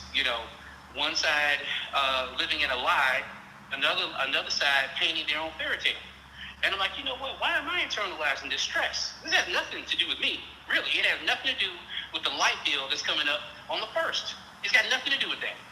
And so, hey, I've got to go ahead and refocus so I can make sure that I'm as tight as I can possibly be. So I say all this to say that you were picking up on the energy. You were picking up on the energy levels that were present around you. And our community has, we have like this, Todd, I would be guessing if I tried to put a percentage on it, but I don't know if it's 30 to 40% of us that are living at the low, that are comfortable swimming at the low level. When I say low level, I'm not trying to put anybody down, but okay, what else would you call a level that's not, you know, I'm going to talk, when I'm talking, guys, and I'm not talking about you and, I'm not talking about Todd and Ray. I'm just talking about anybody else that might be listening. Again, what I'm saying is not meant to degrade, but I'm just bringing a particular viewpoint, and that's it. That's all I'm going to say about it. So, a low level to me is a person who is content with not educating their children. Is content with actually letting the children become entertained for 5 to 10 hours a day, so that they don't have to be worried about them, that they can go and do other things like be on Instagram and participate in these little chats and stuff like that, while the kids just fending for themselves. Now you multiply that 5 to 10 hours a day out by 10, 15 years, and then you're wondering why you have a child that's not ready for the world. A low level of operation when you're leaving your house. It's okay, for example, to consume. Or to use, for example, some weed. It's okay. But when you leave your house for your place of business, or at least just to be socially active, I shouldn't still smell it. I shouldn't be inundated when you walk past me in a public place of business. Wow, I should not smell you 6 feet forward. So again, you know, what we're talking about is, and again, a low level of operation is trying to figure out, just because some stupid song, you got amped up on some stupid song, and you're trying to make a fictitious song real life, so you're riding around with the windows down trying to shoot somebody because that's what you heard on the song. So again, that's what I'm talking about when I say a low level of operation, and that is a reality for a percentage of us. We got to figure out how to stop it. We have to figure out how to address it, and we have to at some. Well, what I hope we can do as a group is kind of get to the level where I am right now, and I've talked about it before. So I'm not debating none of this stuff. I'll listen, I'll let you talk, but at the end of the day, I just keep it moving. Because again, listen, Willie Lynch, if I'm not correct, we were talking about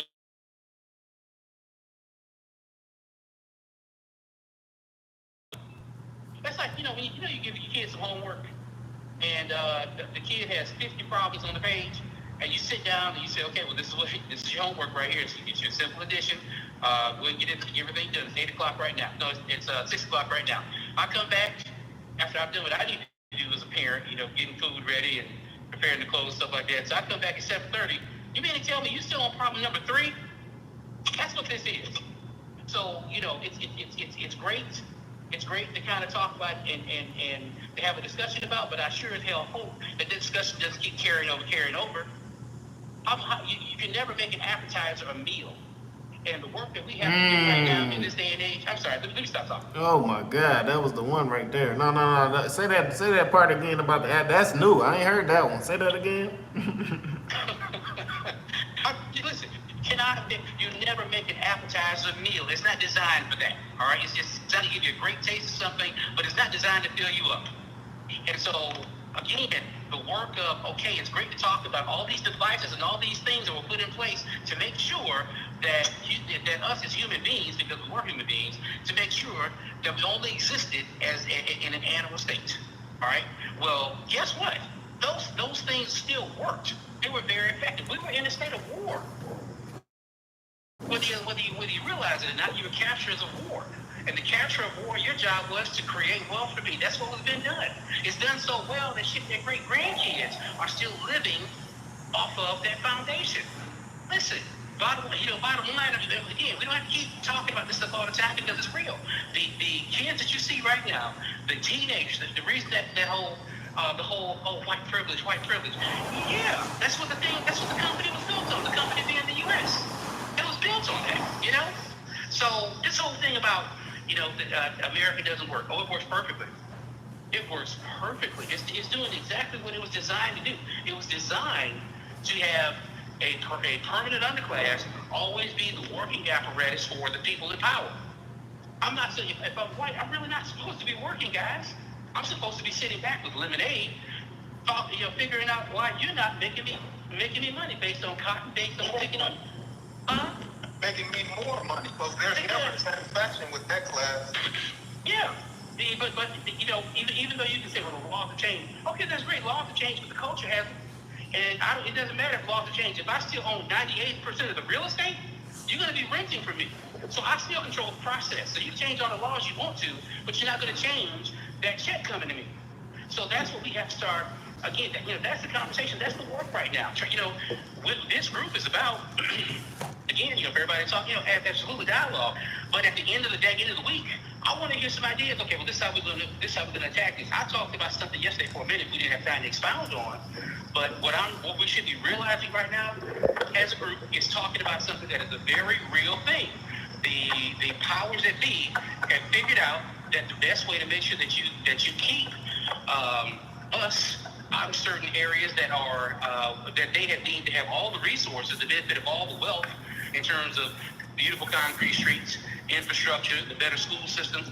Well, the way that the new fence is now, since they can't say no blacks live here, they just make the mortgage $400,000, $500,000. Most of us can't get there unless you dribble a ball or you rap. So there has to be a way creatively that we can come up with, to kind of combat that. We have to talk about how do we form. But this is another, Ray, you may have heard about this. A friend of mine who's a cop in Columbus, Ohio, told me about some book that's out. I got to text him and see what the title is. But what the premise is, he said, well, basically what a lot of people, what a lot of Jewish families do is that 3 or 4 families go in on buying properties. And all of them, they're all in. They get their names on the mortgage. They go through the process. The mortgage is shared, and based upon them getting that mortgage, they have after a point in time they have equity in the house. But guess what they're doing? By 3 or 4 families get together, and you're living in $1 million houses, $2 million houses. Well, what's a $2 million house to 3 families? Six working adults. It's not that mortgage payment is not nearly as risky. And plus, guess what I did? By getting that beautiful zip code, by getting that beautiful address, my insurance rates are the best. I have access to the best hospital. My kids have access to the absolute best schools. I just won at this game. But yet, the other group over there, when they're still talking about something for 1712. I'm sorry. Let me just stop. No, I mean, you're correct. And I appreciate and respect that. I mean, that's gold. But I mean, in terms, I'm gonna go back to what I said about counting. And see, you have some, whether it's easy to face or not, you have some who are comfortable. I mean, you may be in such a state of poverty that you don't recognize. I don't know how that could be, but you could be in such a state of poverty that you don't know you poor. I mean, I know. Coming up, there was families that made it off of what they had, and they knew they didn't have much, and they may have known that their economic status at that point was a poverty level, but they didn't believe that they was poor because they made what they have or had at that point do. We've always done that as a group of people. We still do that as a group of people. But the problem is now that it has become accepted. It don't hurt. It is comfortable. I mean, I don't have this, I don't have that, but, I'm still going to get my sack, I'm still going to get my bottle, I'm still going to hang out with her or him, so life goes on. You're right about that. You're right about comfort. You're right about that. Yeah, it's a state. It's a state. It's a mental state. It's a mental state. Not everyone adoption, but it is potential success. It is. It doesn't have anything to do. One thing I disagree with, it does not have anything to do with the generation. It doesn't transpose to one or the other because it's people that do it all the time. But Yeah, you're right. but as far as and Mr. Media, you always I like it when I like it especially when you formulate opinions and put them out there because you do it in a manner specific to each individual's ability to, at that point in time, consider what you're saying. I mean, you can tell as the spokesman that you are that when you put something out there, it's for the variety to capture, but individually digest. So I appreciate that. But Great, man. Thank you. Oh yeah, no problem. It's what you do. But one thing I kind of differ with, I don't say disagree with, I say differ with. I'll go back to those scenarios. I'll go back to those situations like discussing the past. Discussing not discussing in totality this Willie Lynch thing. I think really we've given it as much due as it needs be. I mean, Ty brought it up for a specific purpose. I chimed in on it. It's been discussed about a lot today. So maybe we can give it at some point in time. Oh yeah. But I do agree with you when you say it's almost fruitless to continue to have those discussions. But the only reason why I still do, or for a small fraction of the time I will engage in them, because there may be one or two. And like you said, you pretty much done saving. And I know, and I can understand why you feel that way. And I haven't known you only just through this format, but I can tell, Mr. Media, that you've extended yourself over and beyond the capacity of what giving is. Great. Let me interject this. I'm going to stop talking. It's not that I'm done saving. I'm done convincing. Okay. I apologize for putting that in that context. Okay, so you're done convincing. Okay, so I still try to convince. And I think one of the reasons why, and me and Todd talked about this, that one night when Todd brought up some of his life scenarios, some of the things that happened in his past, I gave him some scenarios too. And I knew nothing about murder until my freshman year. Freshman year, I think it was a weekend, we come back to school Monday, come to find out that one of the kids at that point in time, because we was kids, we were freshmen, one of the kids that I knew very well had gone to a party with his brother. His brother had got into a disagreement with his girlfriend, and her brothers tried to jump him. And his younger brother, the one that was with him, tried to help, and they ended up getting into it with each other because the older brother didn't necessarily need the younger brother's help. The younger brother decides he's going to leave and walk off. The girlfriend's brothers end up jumping him, stabbing him to death. A couple of days later, the older brother gets stabbed to death. This is the first time I knew anything about, murder, any crime or anything like that. And after that, it just happened. I mean, it became a normalcy. To the point by the time I graduated from high school, it was probably, I don't know, it was happening every other day. Probably 90 people over a period of freshman, sophomore year. It was one guy, we used to break dance. We used to dance all the time. And one guy, he was probably one of the best dancers to come out of our area. And his mom decided that it was just too much. It was too much for him to be in the area. It was too much going on. She had worked too hard. to watch him sit around and be a part or privy to this sort of violence. So she said, I'm getting you out of here. I'm sending you away. You leaving here tonight, and you're going to get out of here and go live with some family. I took him to the bus station. It was a Sunday night. I took him to the bus station. He got on the bus, and midweek, he had got murdered in another city.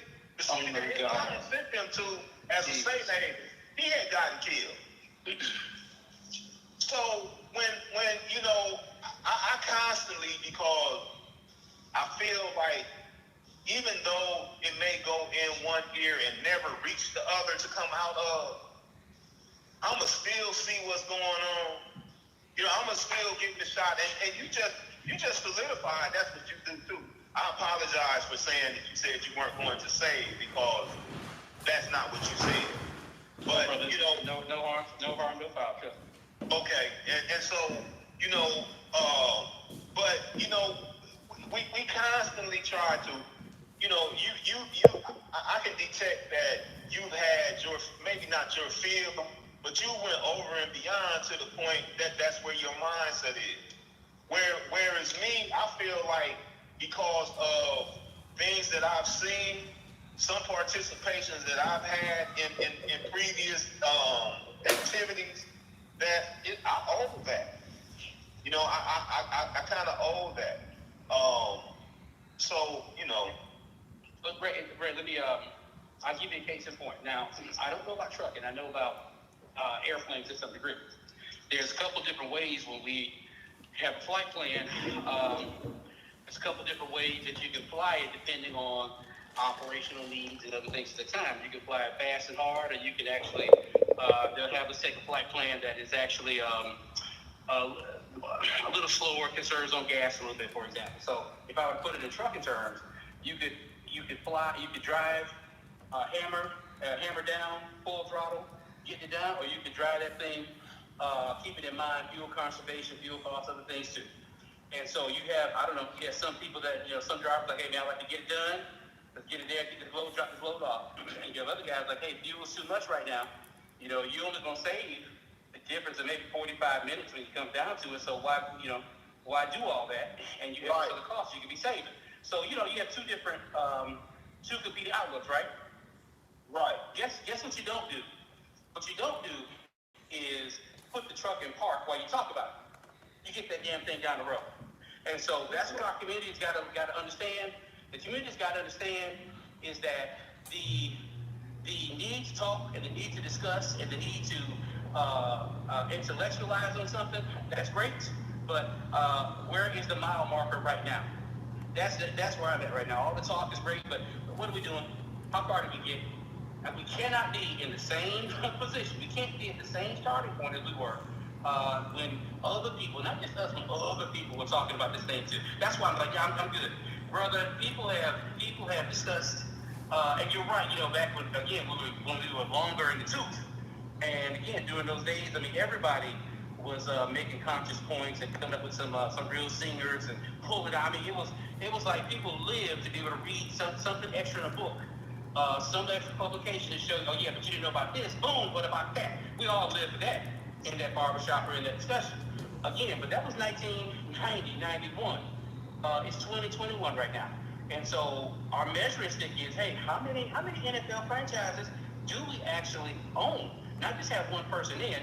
It's a black league. We have nothing. Even the Colin Kaepernick situation, the outcome was not, hey, we don't have at least one franchise. That would have been a great outcome considering all the hubbub that we caused. So nothing. Or how many shipping companies do we have? How many black-owned shipping companies do we have that can take cargo from New York or Miami or the port of Savannah and ship that bad boy overseas to Africa, to China, to South America? How many do we have? So again, okay, all the talk is great, but you know, in order to really make progress, we got to have some real definite wins. Case in point, there's another thing too. One of the things that I was saying during the whole Colin Kaepernick thing, and you had the nation by the throat in terms of saying, hey, this is wrong. You know, what you basically were saying is, okay, it's wrong. Let's put it this way. we had the nation almost at a crippling standstill from the police overreaction and wrongful killings of Americans. It doesn't matter, what they did at the time they were encountering police, unless they were causing harm to that officer, they should not have been killed. And they got a different level of outcome than a white American would. That was our problem. So all this other stuff too that we talked about for just or anything. One of the things I was like, what, if you had your own, why don't you petition for a majority-owned black station? You have a black president, that you have a Democratic House of Representatives. You guys can stick to it and get this kind of thing, this outcome. That's definitely, now we have like an ABC, CBS. You could have made your own, put your own 3 alphabets in. You have something that's a good remedy. That's a tangible remedy, something you can't take back when a president leaves office. No one ever had that conversation. We talked about it for 2 minutes and then it just disappeared. So we have to get into the tangible. The tangibles are stuff that just cannot be easily wiped away. It helps to get a foot in the door. So, again, that's where I'm kind of, listen, close to kissing 50. At this point, you look at it like, hey, listen, this is just the way the journals and everybody else says time on earth is. You're basically looking at about another 15 to 20 years, God willing, of good health. Good health, if you're careful. You get about, at 50, you're looking about a good, 20 years of good health before things might just become past your control. So I'll be damned if I'm going to still be here and approaching 50, still staying the same pie in the sky things I was when I was 19, 20, and 21. Not doing it.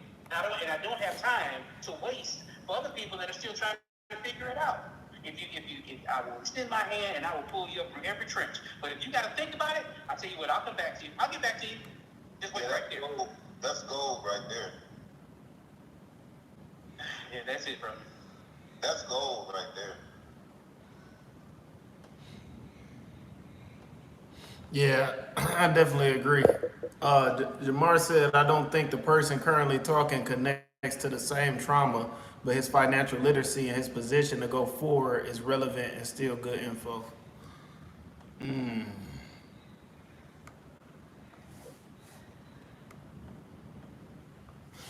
You heard that, Mr. Media? I did. I didn't. I think the phone dipped out on. He said something about trauma. I don't think the person currently talking connects to the same trauma, but his financial literacy and his position to go forward is relevant and still good info. Okay. I don't exactly understand. What I'm guessing he's trying to say is when Ray made the case about he was buying the sneakers as an Correct. out product of trauma. No, I don't have the same trauma. I don't. And I'm not kicking Ray. I never had that. That just wasn't my experience growing up. That's all.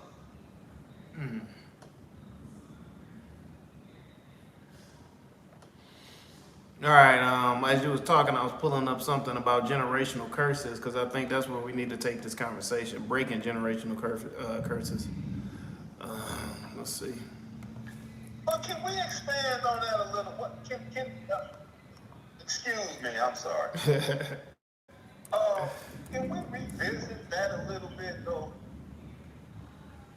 Can we revisit what you just said just a little bit? Okay, and Todd, can you please read the comment again? I don't think the person currently talking connects to the same trauma, but his financial literacy and his position to go forward is relevant and still good info. I can tell, that's all.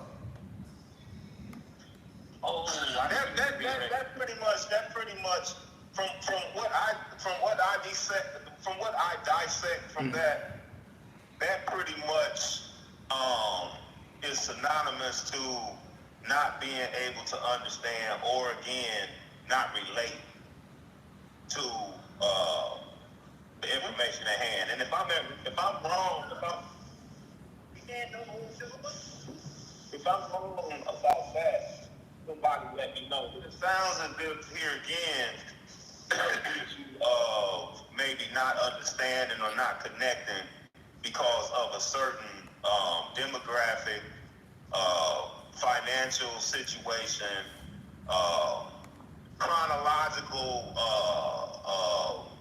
chronological existence. And when I hear that, over and over again, it kind of lends to me like, you know, what? Okay, is this? What is this? I mean, is this like is this something to do with? Is this some sort of thing about age, or is this some sort of thing about finances? Because in all reality, we all come from various backgrounds. Mr. Media mentioned the other day that what didn't you say we're prolific as a group of people? I don't remember saying those exact words, but I do agree with it. Okay.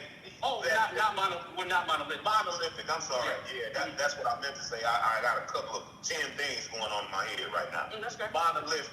Okay. And that is a fact. I think everybody would agree with that. Because when Todd made mention about going to another side of town or going to a different area, you can encompass that in a lot of, you can take that from a lot of different directions. Like, you get some people who may go in one area and feel uncomfortable, feel a measure of harm by being around their own, not knowing what's going on.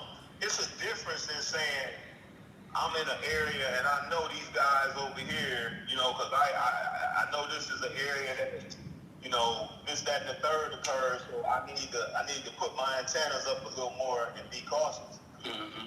As opposed to saying, you don't live in this area, so you don't know what's going on. Or, you know, you haven't been in association with these people and you don't know what's going on. So I just kind of want to get a better understanding and make sure that's not what that meant.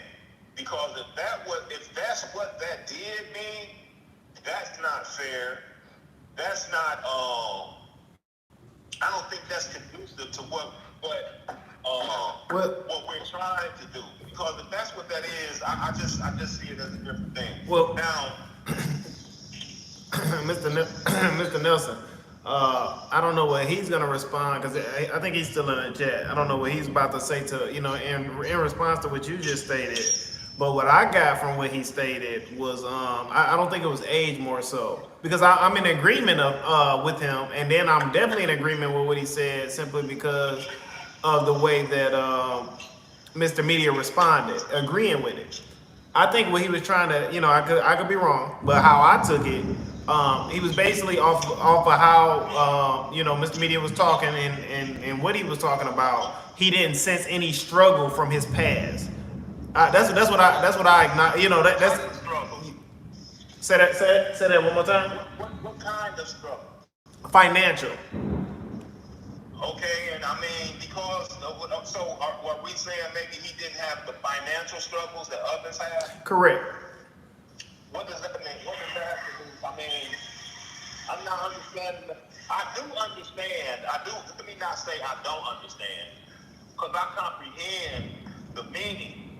But I don't see how that connects to being able to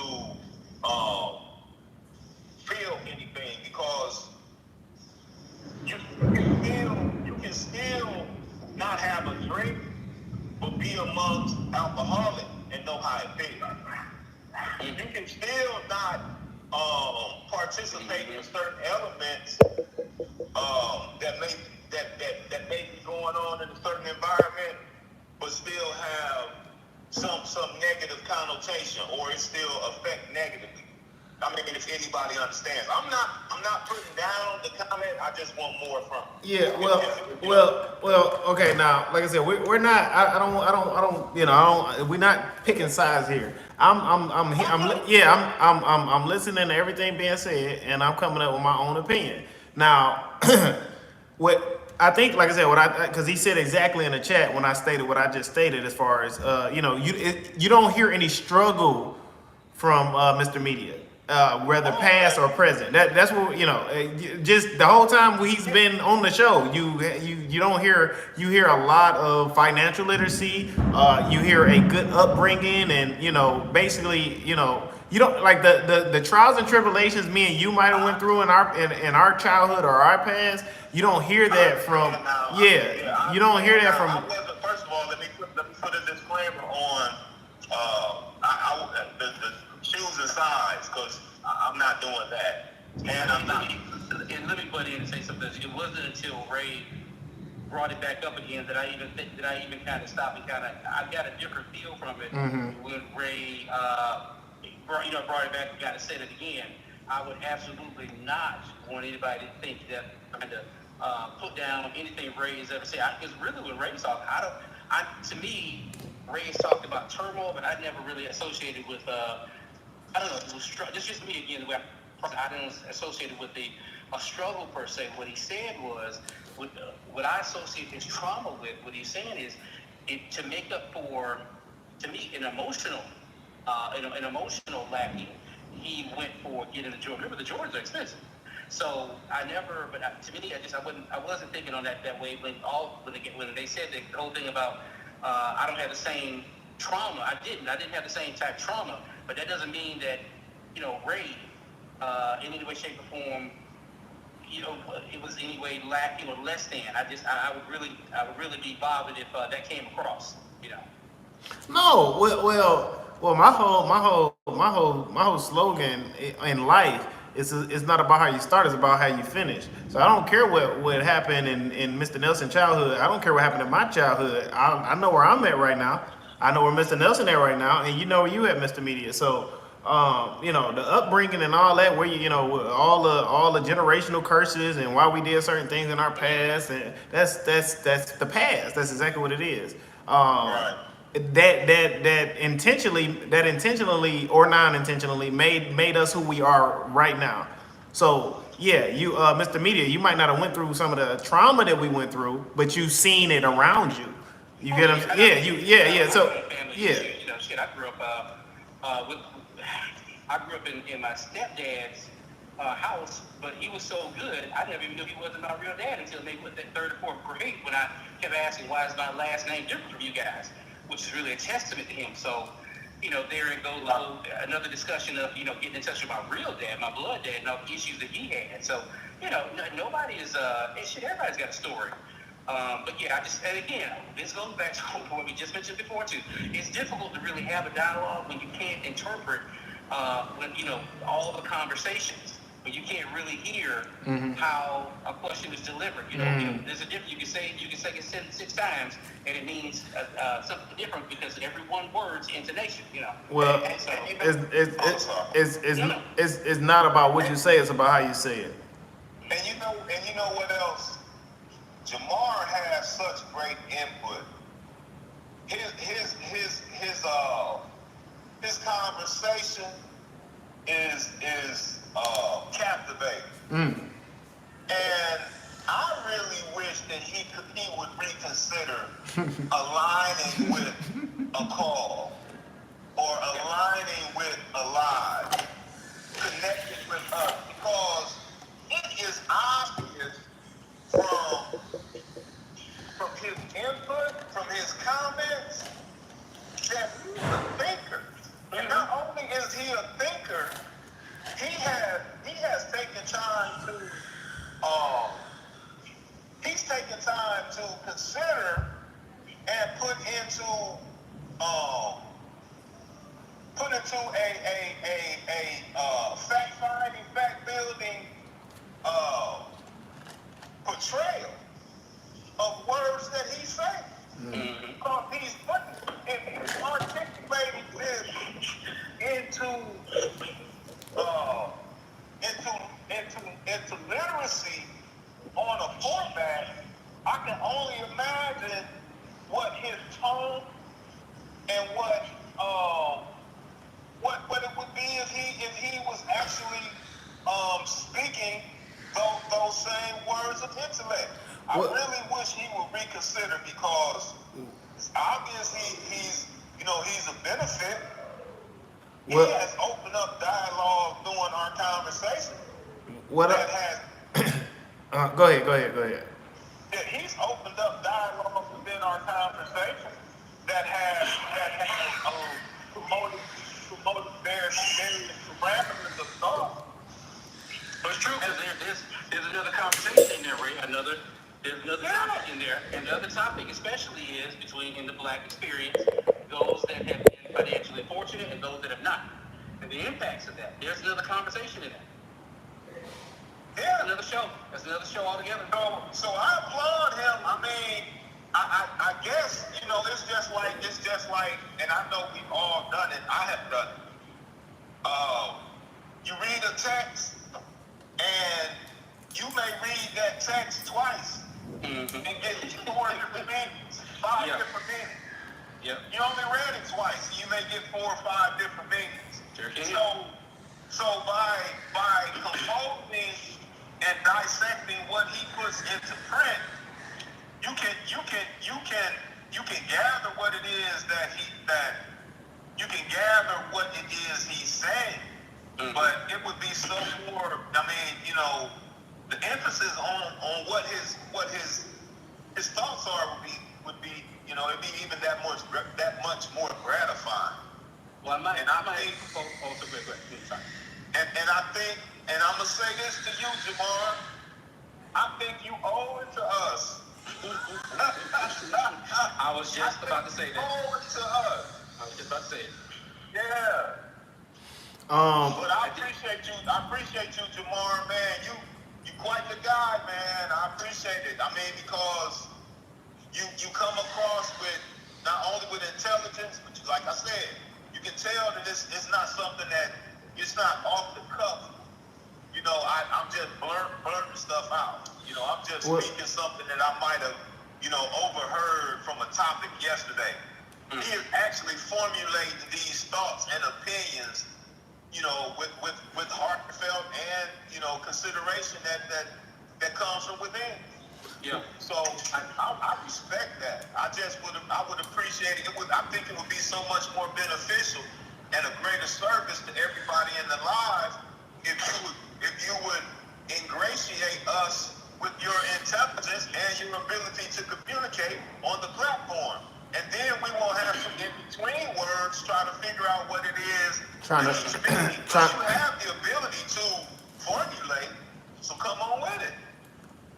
Yeah, I was going to say, too, at this point, you really it's best to go ahead and table that stuff because to get to, I mean, let me tell you what's starting to happen. What's starting to happen is an unnecessary division because 3 people are trying to figure out what the 4th person exactly said and how it said it.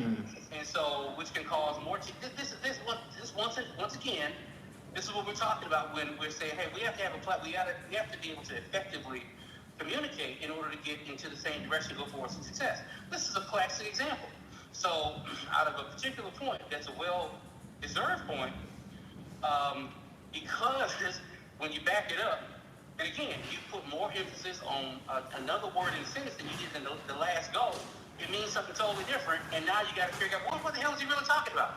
Hey, it's time to go ahead and, you know, at this point, you just got to step up and call in and just have the conversation, and let's cut out the wasted time, and let's get down to the real dialogue. Because again, he might be saying something that might cause everybody to say, "Oh hell, yeah, I guess you're right," or you never know. But yeah, we got to table it, and then when he's comfortable, which I think he is, you call in and just talk. We ain't got to debate it. Talk one-on-one with Todd. Well, you know? I wanted to say 2 things. Like I said, I have had the pleasure of speaking with him on the phone. Now, it was only for maybe 2-3 minutes. I was like pulling in the driveway, but from talking to him, the little conversation that I did have, and you know the the dialogue that he stated in this current live, I just want to say that you know, even though, you know, like I said, some of the things you know, he might have stated previously, we might have disagreed with because we didn't hear his side. What I'm taking from like how he's been commenting previously in regards to some of the stuff that Mr. Nelson was saying, in regards to some of the stuff that Mr. Media was stating, he's not a know-it-all. You get what I'm saying? Like he's giving credit where credit is due. Yeah. You know, he's giving. You know, I just want to acknowledge that. He's on my platform, watching my platform, but he is also giving credit to everybody that's a part of this conversation, and also, you know, respecting everything that we bring separately. He did mention a comment that I didn't repeat, but he said your guys' intelligence levels are grasping my disposition correctly, and thanks, Mr. Nelson. And yeah, I'm into Yeah, he got a word that I ain't never said before. Hold on. Empirical study, whether it is credit, history, or chemistry. And Mr. Nelson is so smooth with words, I may reconsider calling in. It's a blessing listening to everyone. And both callers, Mr. Nelson and the other guy, are both family. No need for the deeper convo. We all know what's up. Well, you know what? That's why I just said what I said in regards to him calling in and participating, because it is only obvious. I mean, you know, from the format of how he proposes his concepts and ideas, he's not just throwing out stuff. This guy is putting out thought-provoking topics for us to conversate on. And we're doing that. And he keeps adding input. And we keep engaging in conversation. So it's gotta be that he's productive. It's gotta be that what he's contributing is fruitful. And I wish he would. Because he's a force. Let me interject. So Jamar said, I could tell Mr. Nelson got the ladies. He's smooth. Hey, thank you, Jamar. Thank you, Jamar. But come on in there with us, man. Come on in there with us and share that. We welcome that. We want that. That's what it's about. Well, I was just about to say, originally we wanted Mellow C, but it seems like somebody has taken the #1 spot. You know what, Todd? This is actually a mini that, because the content is engaging, that you're going to have the other, you know, it doesn't matter if it's other viewpoints or differences of opinion, but this is probably, Jamar's going to be the first time on record where your platform has, you know, almost bridged into a talk show, which is good. Again, the only is with the typing, you just pick on the intonation, but nonetheless the communication is there. So again, this is the first of many, and he heard it by him listening in his own time and leisure. He heard a rebroadcast at his own convenience. So Todd, your platform is working. Your platform is doing exactly what it's showing you was so capable. And I feel privileged to be able to talk to you guys, Ray, Todd, and everybody. Even I enjoy. Listen, I knew yesterday when Gigi called, and I was talking to Gigi. Ray came what I'm getting off, because I know Ray. I knew the chemistry between Gigi and Ray would be like peanut butter and jelly. I knew that. It sure was. Listening. I was doing something in the kitchen. I was making cooking and stuff, preparing food in the kitchen. And what Gigi did is exactly what I thought she was going to do. She gave real life seasoning from a mature woman's standpoint. And what she basically talked about is, hey, well, she also said another nugget in there. She said the way her parents, her dad especially, came up is that her dad felt it was not a direct responsibility to teach them how to do things financially. You figure, hey, you figure it out on your own. And she said, I regret that. And you know what? She's right. She's right, because that wasn't really, I mean, from what we know now, what's the way? You know, I had a conversation with my mom about 20 years ago. And my mom, listen, when I came up, going back to what we talked about before, now I did not come up rich by a long shot. But I just, we never had problems with anything. Nothing, we didn't have, we didn't live the life of good times. Like, the trials and troubles that you saw in the sitcom Good Times, that wasn't our life. We were more Cosby Show than we were Good Times. It is what it is. I said that before. The black community, especially in the 90s, when that show came out, a lot more people could relate to a different world of Good Times than they could the dangerous stuff. It really was. So, but my mom, as successful as I always saw my mom, is wrong. That's strong. I gotta remember to come back to that. That's strong. What you just said. I don't want to forget what you're saying, but that is strong. I gotta remember to comment on that. You just touched on something that's strong. Well, I'll tell you what. I'm just gonna say this part, and I'll let you go to it. What my mom told me about 20 years ago that shocked me, because my mom has always been a successful administrator for a government agency. She ever since I was young, my mom was always the boss in the office, and so That's what it was. That was, it wasn't no question of, oh, can women do this? Can women do that? Are you shit? Are you kidding me? My mom probably was more successful than my dad was. And it was, hey, wasn't nothing wrong with it because my dad was the one that fixed things and got us at a great standard. That was what I knew.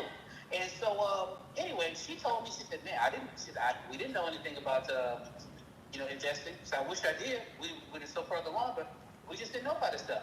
Now, I wouldn't have thought my mom to me is the smartest person in the world. And now this is back to why I'm so adamant about making sure that kids, especially in our community, get a good start in life. Because what Todd is doing right now with his wife and his child, listen, everybody, I've learned this over time. You can look at somebody and think, oh man, they're killing it. They're doing so well. Oh man, they got it going on. Guess what? Put yourself in their shoes, and I bet you they'll tell you a different story. So I've learned never to be envious of anybody because you have no idea what the true story is. You just see what's in front of you, but you ain't living in living that movie in real time. And so again, I'm up here thinking what Todd is doing now, for example, is even though he's probably, even though he's putting the pedal to the metal of his own strategy, but what's happening now? He has a nice house with a nice roof over his head. He has a nice yard. When that that child's earliest images are not going to be of poverty. It's not going to be a traffic. That child that he's raised to be, that little boy is raised to be a man, is going to know as a standard. You know what? A house is supposed to be well maintained. That's what we do. My mom takes care of me. My dad takes care of me. That's what we do. That's how this is done. That's what a child knows. So that's where I'm at, guys. And when I say guys, I'm talking to everybody listening to this thing right now. I'm only about whatever it takes to give, to make everything the best condition that you can possibly be. Not what I think is the best. Not what somebody else said you should be doing. Whatever you feel is your personal best. I just want to see you get to it. I don't want you to be sidetracked by trap mentality, by twerk mentality, by all this other stupid stuff that does not build. That's where I'm coming from. Ray, I'm going to let you go to your point. Well, there's been a conversion over the last week or so. And this conversion has been evolution to Todd's career, Todd's movement, and I gotta call them that. I have to call these things that because this is basically a Todd Givens empowerment group, moment, session, hour, whatever you want to call it. Because you're not just getting credit advice, you're getting life advice. And that's something that you just can't, you can just do that. But if it's not a reality and that different ones can see or partake, and have that reality in their lives, then it's not going to affect them. And this is something that's obviously affecting everyone who participated. Miss Gigi came in yesterday and gave us sections of her life, which I really, that's a strong black woman. There is. Strong black woman. She's had trials and tribulations, and she came in, she gave, some anecdotes of how, things went on in her family and how it applies. You, Todd, Mr. Jamar. So this is an empowerment program. I wanted to say that first. This is Todd Givens' empowerment program, our moment, whatever you want to call it. He can figure that out. But that's in short what it is. Okay, Mr. Media, you said something, and I don't even know with all that you put into the moments when you give out the thoughts that you want to be perceived. I don't even know if you noticed it. But when you talk about Good Times versus the Cosby Show, when you connect those two, and you would have to be of our age, you would have to be 40-ish, early 50-ish, or somewhere in there to understand. Yeah. But you have younger ones that have watched Good Times, and you know people who's aware of the Cosby Show. So we can still put that in there. But the connection is that Good Times exposed a part of life to people in that era that they could connect to. See, in the 70s, 80s, when Good Times was the sitcom to watch for blacks, it divulged a life that a lot of people didn't know, but a lot of people that were black did associate, align themselves with. It was a regular day's routine. So it was levity for them. Even though you took some of the more worst moments in Good Times, it still had its lighthearted moments, but that was to project to each individual family who was going through that there's somebody you can look at and know that they can make it, you can make it too. Yep. Okay, so that's what Good Times was. And I don't know if anybody in the chat can think about who the producer of Good Times was, but it was this guy named Norman Lear. Do you recall that, Mr. B? Yeah. Yes, sir. Okay, Norman Lear was the same guy who produced All in the Family. And Jeffersons. And the Jeffersons. So over a period of time, it encompassed a lot of different lifestyles, a lot of different dispositions. You got Archie Bunker, one of the most racist people in the world. You know, but you had another white guy in there. I can't think of his name. His son, the dummy. Mike was he called him the dummy. He called him the dummy all the time. But you know, into Ryan something. Rob Reinhardt. Right. Okay. So in our real life today, this man is an activist. I mean, he really participates in humanity. Okay. So in between Good Times, in between all in the Family, in between the Jeffersons, which you had a black racist. So you encompass all these things in real life scenarios, but this is what I'm getting at, Mr. Media, and this goes to somewhat your circumstance.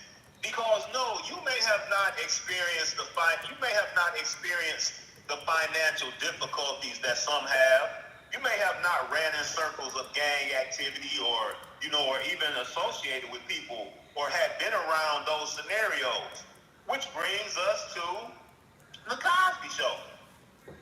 The Cosby Show encompassed a black family who was successful, a lawyer, a doctor, children who all attended college, but some of them had issues.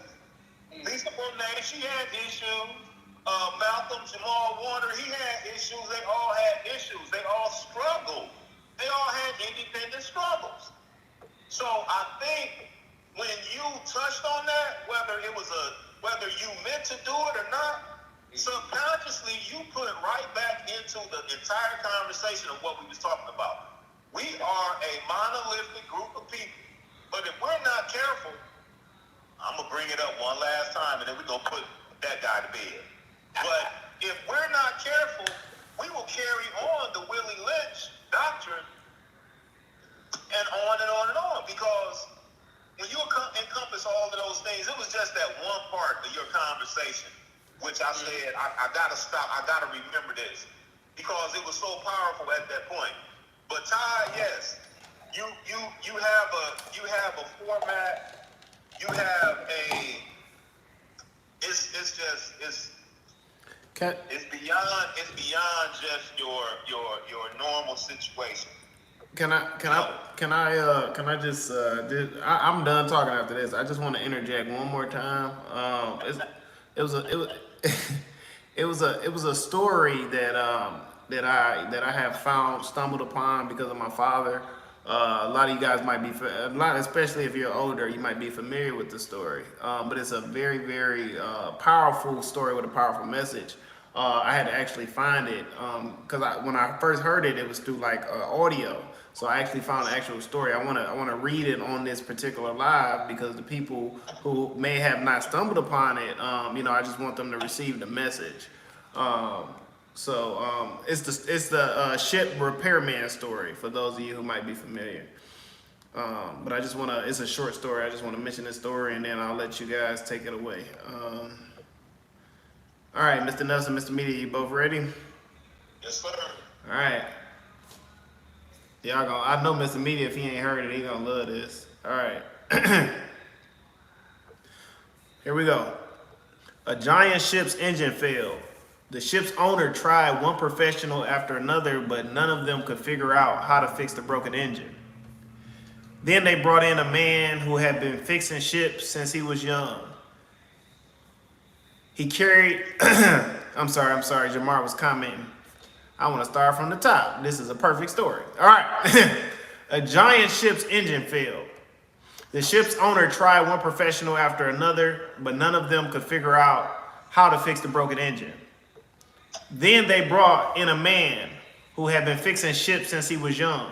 He carried a large bag of tools with him, and when he arrived, immediately went to work. He inspected the engine very carefully, top to bottom. Two of the ship's owners were there watching this man, hoping he would know what to do. After looking things over, the old man reached into his bag and he pulled out a small hammer. He gently tapped something. Instantly, the engine lurched into life. He carefully put his hammer away and the engine was fixed. A week later, the owners received an invoice from the old man for $10,000. What, the owners exclaimed? He hardly did anything. So they wrote to the man, please send us an itemized invoice. The man sent the invoice to read, tapping with the hammer, $2. Knowing where to tap, $9,998. Effort is important, but experience and knowing where to direct that effort makes all the difference. So I just wanted to add that to this particular live. Exactly. I had heard that before, and it was just good now. Yeah, man, that was very powerful, very powerful. I had to find it. Yeah, that was special right there. I hadn't heard that before. Yeah. I laughed at the end because I could see what was coming. Yeah. The crescendo was something else. What did Jamar say? You said he was commenting again? No, he just said I like that story. Oh, okay. And then a comment that I didn't read that he said, very true. I like everyone's energy. Everyone is giving precious intel. Very empowering, Ty. You might have something here. Well, he got it. He's right. Now, there ain't no mic to it, and I'm glad because Jamar is actually leading the way for other people that they're here that probably think that that they don't have anything much to contribute or they're a little bit scared. Listen, everything's trouble, and again, you don't really know the contribution you're making on the other end. You don't know what kind of message was gleaned in your story. You may think there's nothing to it, but you never know. Somebody else picked up. It just may have been life changing. I'm telling you. I don't know why this. I said I was going to talk to you about this today when I got up this morning, but I just remember this time. What is this relevant to? Something Gigi was talking about, but you know what? I guess I'll throw this in. So I don't know why, but as a young kid, sometimes as kids, you're always being bad and doing things. So you get on your parents' nerves, and sometimes you get on your grandparents' nerves too, because you're always doing stuff trying to be slick, and might be getting into trouble, just not listening. But my grandmother, sweet woman. She wasn't just, wasn't college educated. I mean, she came up like, most women of that time, through segregation and other stuff too. So she did what she could do.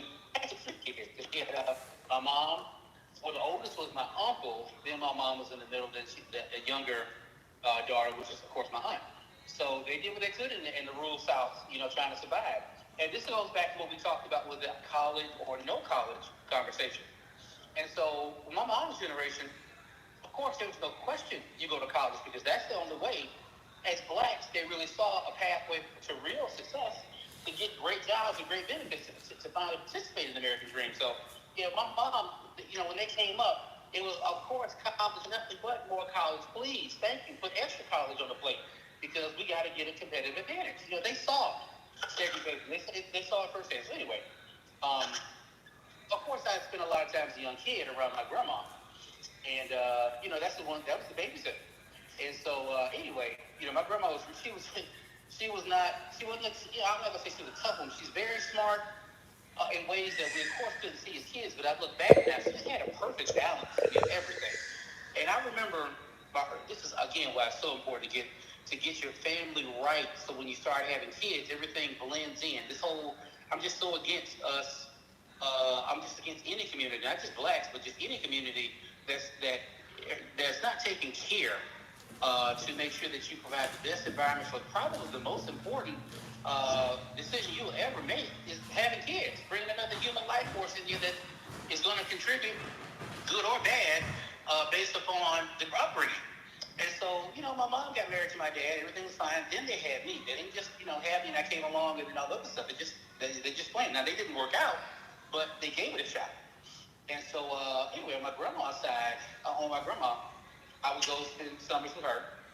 And my grandma was really simple. She's the only black woman I ever saw, probably even black man, that loved hockey. She listened to hockey all day long. She had an old gray transistor radio and listened to hockey and baseball. And I went into either one really, but I kind of tried to get into baseball. But if they had iPhones then, oh my God, my grandma she would probably had the iPhone glued to her head, listening to the sports.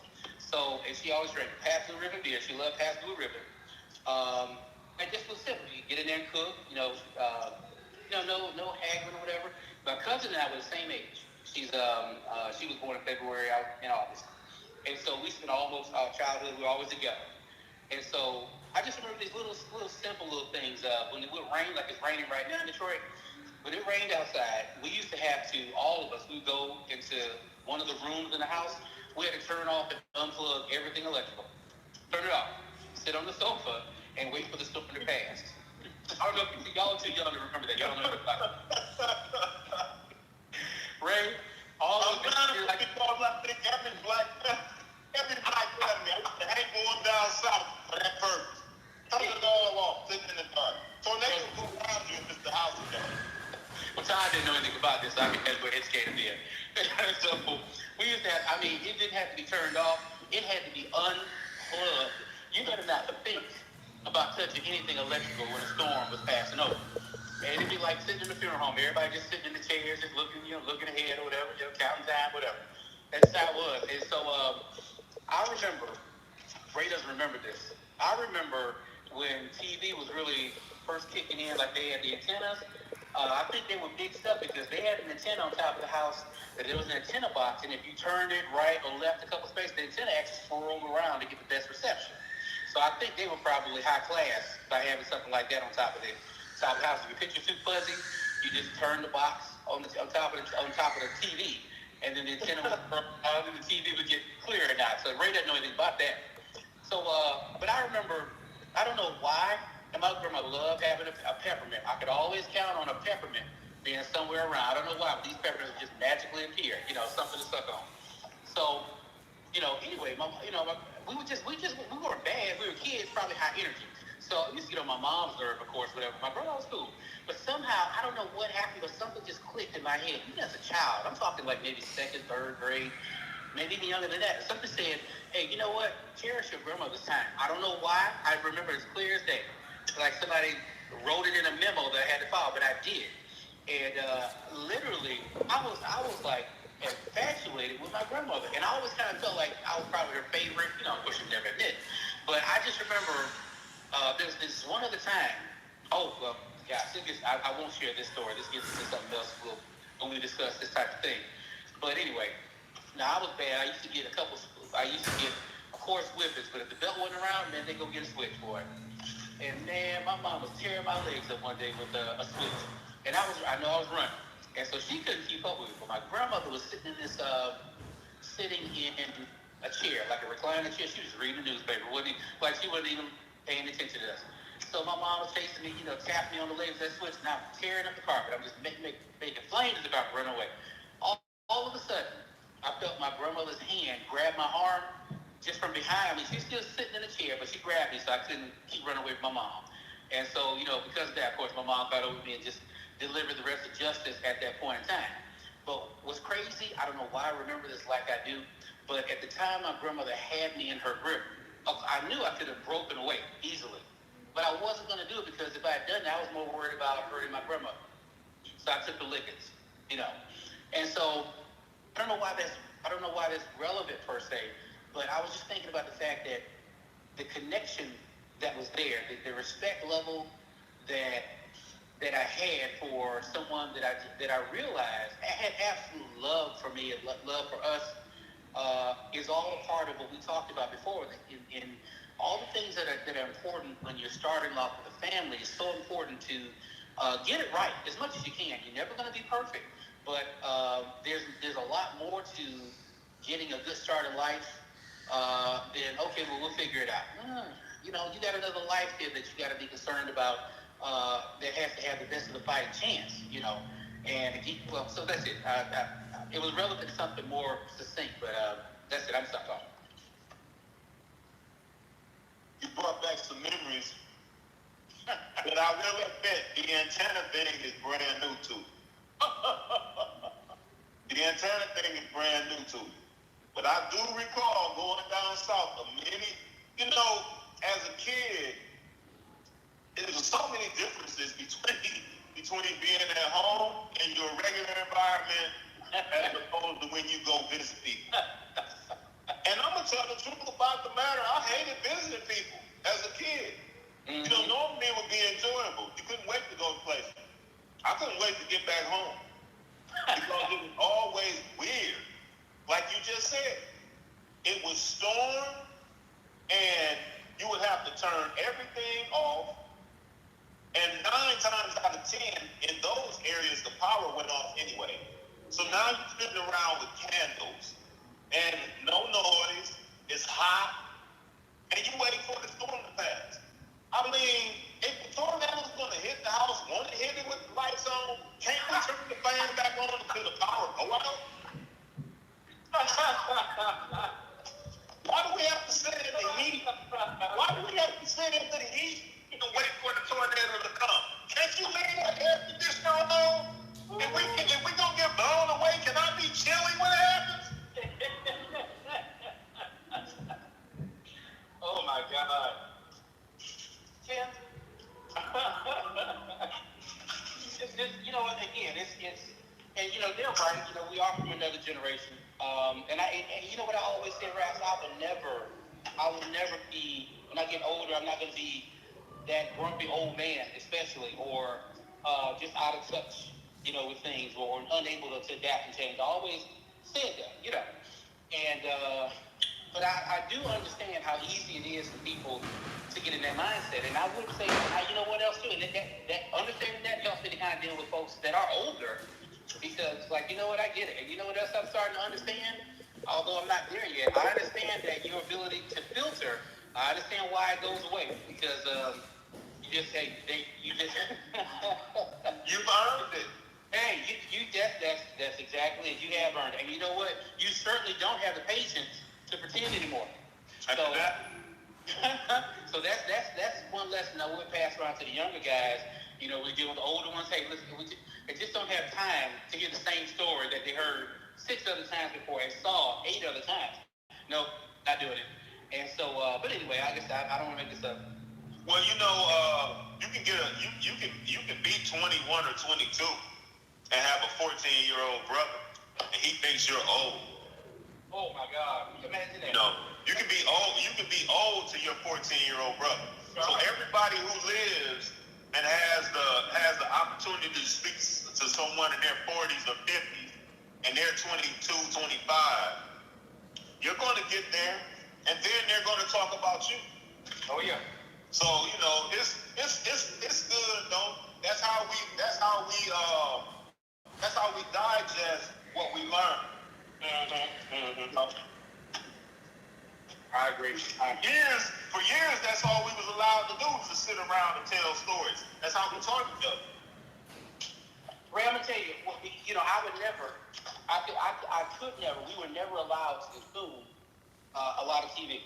We may have had an hour or two a day, But that was about it. I mean, the TV's in the house, but what does that got to do with anything? So is the stove. So is the mop and broom. It's in the house too.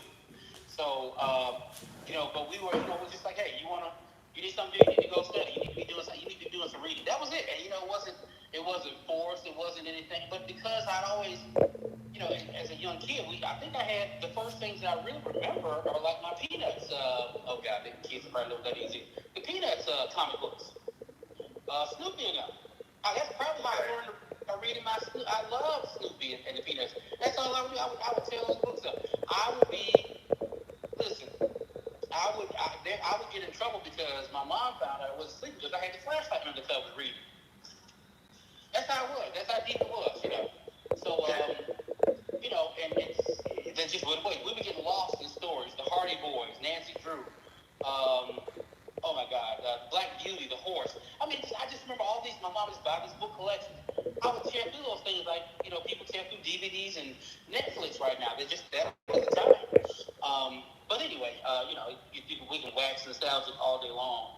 But I just again, I guess from Todd's standpoint, like I say, my thing is I just hope people listening.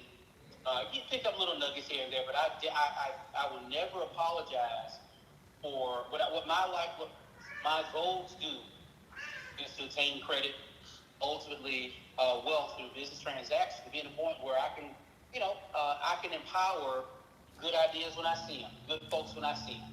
If I have a company and I see somebody with potential, I want to be able to do, hey, hire that person, help send them to school, to get the skills to build our thing up for. I want to be in that type of position. I see what Todd is doing. Well, listen, Todd is at 27. Todd is doing exactly what he said he wants to do. The people in their 40s have not done yet. He has a product. He has the experience. He's using that. He's touching lives already. Now he's branching into someone else. That's somebody that's walking in the path already. I want everybody to do. Yeah. And you know what? I think one of the reasons why, because I don't know if it was a comment made or it had to have been some exposure because we would have never harped on it or said anything about it. But I recall maybe a comment about they must be paid. So let me say this. If we didn't take the time to brag on Todd wouldn't do it because Todd is modest. That's not Todd's thing. Todd's not going to say too much. I mean, he's going to exemplify what his forte is. He's definitely going to give himself the credit. But he's not going to say, hey, look, hey, Todd. Yeah. Man, I'm such a good driver. I parked that truck in the bathroom at the TA. Dang, now that's tight. I parked that truck in the bathroom at the TA. Now that's a brag because, I've been in some spots. I've driven all through. I had a scenario not long ago, a couple of months ago, where I literally had the dock in a garage almost. It was tall, but it was just a stall garage on 18th Street in Chicago. So everybody knows how crammed it is. It was literally a street in Chicago with 80 feet of truck. So when I say to a driver, or I say I can park that truck in the TA, in the bathroom at the TA, I'm saying I'm good at it.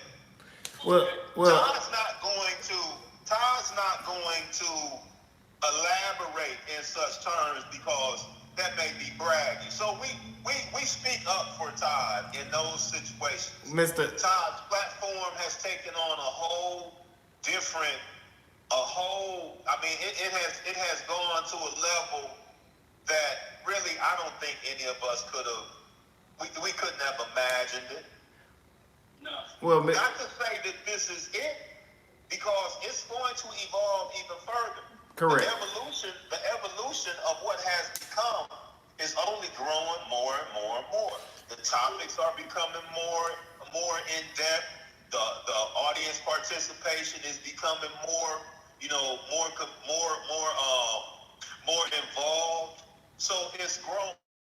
But this is not something that this is not your everyday, and I appreciate it. I appreciate it. Mr. I mean, it's, No, I just wanted to say something else. When you were referring to me bragging, yeah, I could get on here and brag about my credit score, brag about the money coming in, but if I'm gonna brag about anything, just being honest. If you told me, hey, Todd, I don't want to hear you brag about something. I want to brag about all the people following my platform that's going to create generational wealth for their families. I want to brag about for all the people who found my channel and since finding my channel has created a 700, 800 credit score for themselves. That's what I want to brag about. I never find it appealing to mention myself. That's for the people. You know what I'm saying? You leave that to the people. I hear that all the time. Todd, you the GOAT. You never hear me say I'm the GOAT. That's for the people. Yeah, like I said, what I'm noticing with my platform, and I probably noticed this probably the last couple of weeks, but what I'm noticing is my platform is not about me. You get what I'm saying? I'm more so I'm the middleman. You get what I'm saying? I can't sit here on these lives and have a conversation with myself. It takes people like Mr. Media, Mr. Nelson, Jamar, to even, I'm sorry, Gigi. Look, we can't leave out Gigi, but it's a collective effort. We all here for the same purpose. We all here for the same purpose. Like I said, it could stem from, different things, but it all goes back to generational wealth, financial literacy, things of that nature, and also, breaking generational curses. Like I said, I know some people are going to watch the beginning of this video, might not make it to the end, that, might be watching it for the sole purpose of thinking that this was just a debate between an individual on the phone and an individual in the chat. It is way, way bigger than that. Like I said, you got to think about the average person's attention span. This video is probably 167 minutes. The average person not gonna make it through the first 20. But for the people who do make it, you got a lot of stuff to absorb. You might have to watch this live a couple times in order to get all the nuggets, as Mr. Media likes to say, that was dropped between Mr. Nelson, Mr. Media, and myself. I did want to mention something while we're on the topic of Mr. Media. One thing that we didn't mention that I was trying to touch on, when we think about media, because we were talking about Willie Lynch and all that. When we think about media, and why it's been 300 years and we're kind of in the same position, you have to remember that and I'm using media for example. Who controls the media? Until we're able to control the media, we cannot control the narrative. So we can sit here and we can have these conversations, but unless we have some type of access to a big media source, it won't get to as many people as it needs to get to. Now, we might be able to help a couple thousand, but the goal is to help millions. Like I said, and that's going to come, from, like I said, buying, news networks and things of that nature. Things that, Bill Cosby, for example, he was trying to buy NBC. That's one of the biggest news platforms in the world. They don't want us to have that type of power because, like I said, they want to always be able to control the narrative. A lot of stuff you see, a lot of stuff you see in person, you might not see on the news, right? You're like, dang, this was a crazy story. Black guy, got shot 1 million times, but that's not what makes headlines. That's not what's gonna sell. But white woman missing for 3 days. That's it's because who controls the narrative and who controls the media. What needs to be seen is what they want us to see. Whether that's stuff that provokes us into doing things negative or like I said, you guys see where I'm going with this, but I'll say that for another live. Like I said, we have to figure out how to get more buying power so we can control the narrative. That's the thing that we haven't been able to do over these last couple hundreds of years. We got a lot of people that look like us that that have millions. We have a couple people, small percentage, that has billions. But until we can all come together and take control of the media, Mr. Media. That's going to be the day, like I said, that we flip this Willie Lynch letter thing around. Because you got to think about it. How long has Willie Lynch been dead? And we're bringing up his letter. We're bringing up, his theory, in today's society. So, that's why when Mr. Nelson said, I don't really want to keep, bringing that up. I kind of agreed in that regard because that man is, let that man stay dead. We kind of bring him. Oh, go ahead. Yeah. Every time we mention a Willie Lynch, letter, we're digging him out of his grave and cleaning off his suit. If he got buried in the suit, but yeah. So like I said, I just wanted to throw that in before I forgot because when I think of Mr. Media, I just kept thinking I'm like we ain't discussed the main problem. The main problem is we don't have any access to the big news networks. I don't care if this video gets a million views. You know what I'm saying? How many people are going through the struggle of what we're trying to project right now? We've been through it in our past, and as far as from a trauma standpoint, we've been through it in our past. We've acknowledged it, and we've developed and become the successful individuals that we are. But it's still people going through that trauma, and I'm not talking about children. It's 30-year-olds, 40-year-olds, 50-year-olds that's still going through the trauma that we've already acknowledged, accepted, and persevered through. Let me jump in for 1 second on what you're saying. Okay. I'm going to come with a different perspective on this. Okay. And again, this kind of probably is a more generational, maybe outlook than anything else too. But I just want to, I'm going to go a couple of different places, hopefully real quick for you. Okay. For now, number one, this at the rip. But this is one of the things that I talked about before when, years ago we were having a problem with the whole national conversation about kneeling. And I saw where that was going to go at the outset because the discussion didn't get framed right. And not only did the discussion not get framed right in terms of, what the purpose of kneeling and what it meant in terms of, it ain't no disrespect to the doggone flag, it has nothing to do with it. They're calling attention to a problem of innocent blacks being killed, being murdered legally, or badge assisted murders. That's the problem. But because we have not effectively shaped this thing, it's a losing proposition from the get-go because you're not. And there's another problem too with it that eventually did happen. Just what I thought was you didn't get your ass together. And in business, you know this already. And in business, when you walk into, especially a meeting, one that has to have a resolution come from it, you should have already known what you wanted before you even walked in the door. You don't go into a meeting to brainstorm. You go into a meeting to get the outcome. If you're going in to brainstorm, you're going to come out with the outcome that the people that hosted the meeting wanted in the first place.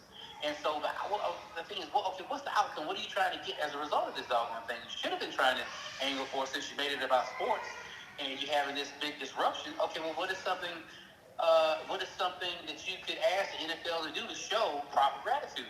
Okay, well, what's something less? An actual damn franchise. One, a black franchise. We could have gotten that, but no one articulated. Everyone kept getting swept up into the emotion of it.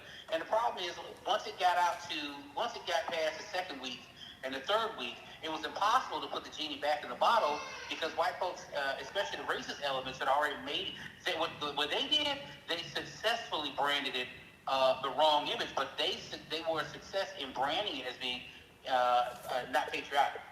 And that's why it eventually ran the only course it could. Your boy got paid his own personal settlement. A couple other people got some change. He got major pay, and he can't even talk about it anymore. That was a win for them. So we didn't get the right ad. We went in without the proper ask.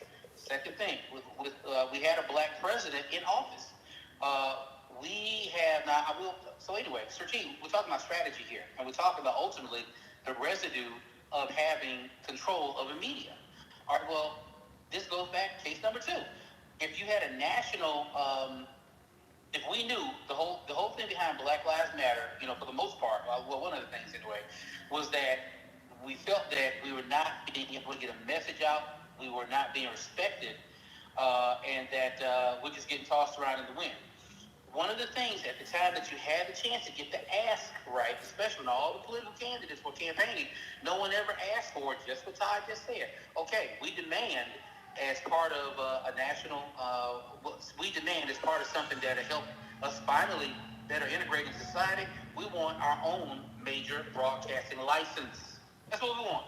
We'll figure out who we put it. You could have put Bill Cosby into that. So even though that would have been controversial, guess what? At least in politics, in business, you never get anything done in big strokes. It's always small bites.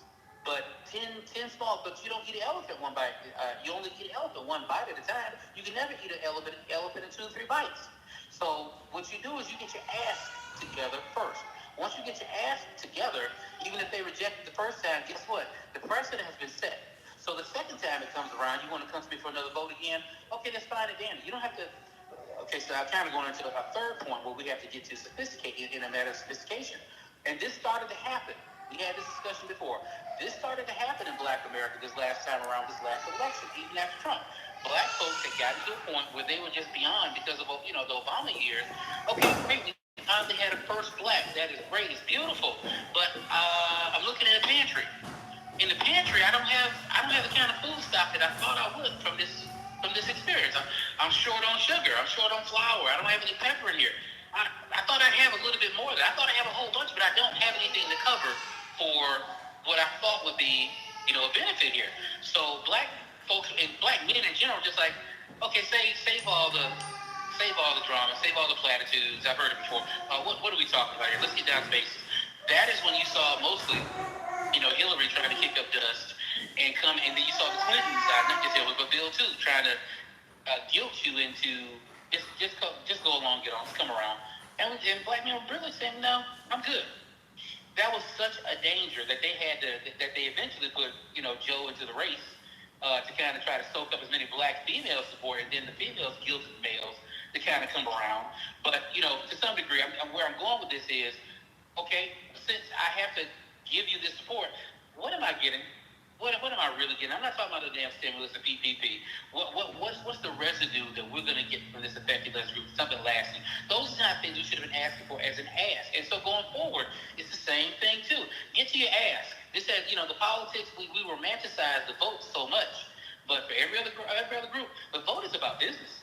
Listen, look how far we've gotten with gay marriage. Gay marriage, the right to legally marry, have gay marriages, that was almost 30, 40 years in the making. They finally got it within the last several years, but they got past the romanticization of, okay, just voting for somebody hoping it'll change. They've been got it 30 years ago. It was, hey, if we're putting money and votes behind you, we expect you to sign some laws, executive orders to allow us to legally have first civil unions, so at least the same-sex partner could have my money when I die. That's what they made sure they got the business done first. And then once that was in play and accepted, okay, we'll take gay marriage too. Now we want the right to legally have the same, our unions to be recognized as marriage. They walked that down and they got exactly what they want. It took a minute.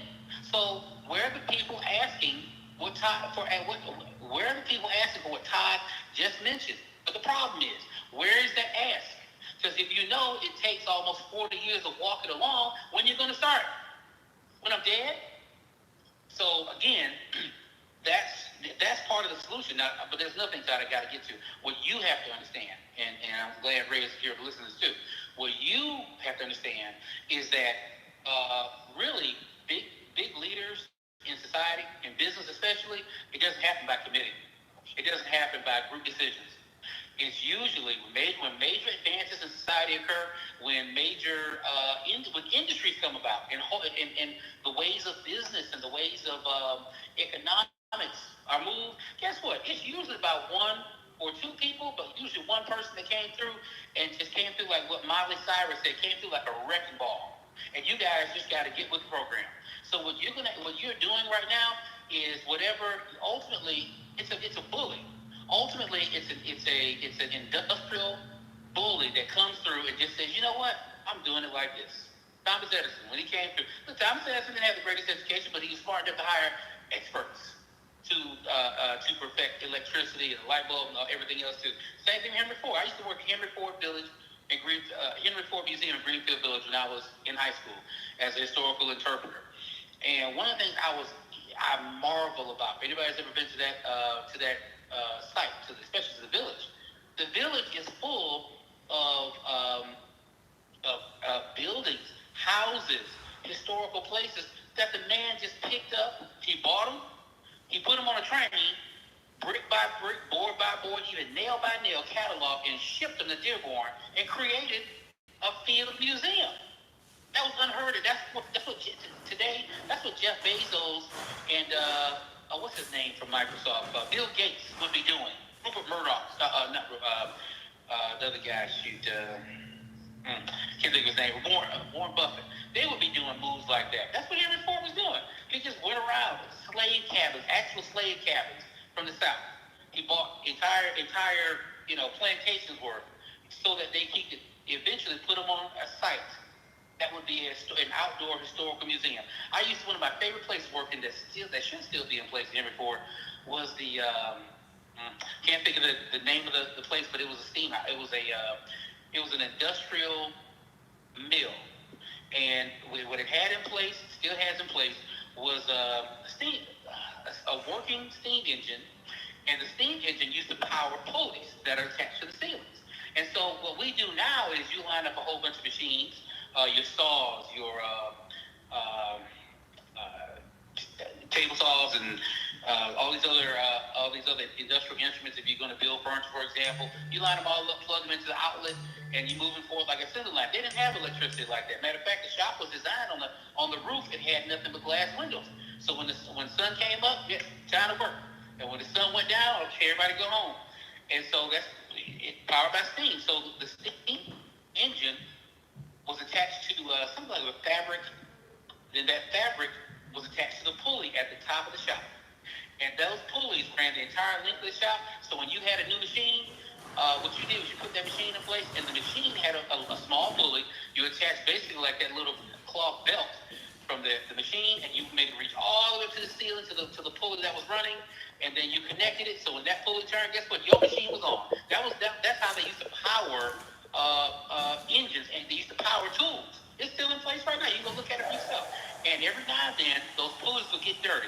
So what they have small men, women, or even most of the kids, because kids were that small, and they were much more ambidextrous, and the kids would get up there and they would take the cloth and go from one end of the shop to the other every now and then and clean those pulleys. That's where the term grease monkey came from, because the kids would get up there in those pulleys and clean the little long cylinder pulley to make sure that the oils didn't cake up so much that would cause a disruption in the shop. So anyway, again, I got on that point. I can't even remember now. But I'm just saying that. So we're just talking about, I guess, advancing, things. That's what it was. That site, the Henry Ford Museum, especially the Greenfield Village, even the courthouse that Abraham Lincoln practiced law in is in that village. Henry Ford made it a point because he wanted to create that. He had the money. He went ahead and did it, and now the world marvels at it. So same thing right here, Todd. All these people. We will talk to you till the cows come home. We should be doing this. Well, this happened. And then this and that. Okay, fine, great. But in the meantime, I think we should be doing X, Y, and Z because I got the resources. Boom. It's going to happen. That's how business gets done. That's how major changes happen. It doesn't matter that a person thinks this and you think that when I walk up on the site. If I have money to buy this business, I'm going to buy it. And guess what? You're going to do exactly what I said you're going to do now. You got two choices. You can get in there, you can follow the new policy manual, or you can go ahead and just give me your ID card, and go get another job. Mm-hmm. But you're going to do what I say is going to get done right now because I am in charge of the new direction. Mm-hmm. That's business. So that's how this change is going to go. Don't wait. Don't think we have to get together and talk to other people. Those people are not on your same wavelength. You'll see. They're not on your same way. They're worried about most of them chasing women or chasing men. Oh. And that's what their MO is going to be, and you'll be looking around, wait, we're going to make the change. No, they're making their change. So it's going to be upon you to set the agenda and to assemble the tools, the devices you're going to need to make that change, and then go at it full speed ahead, brother. That's all I'm going to say. They missing out. It's been like 2-3 people in the chat.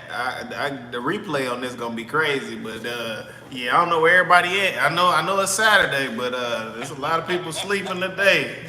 But they, the opportunity for them to receive it is still be there because you put that out there. mm-hmm.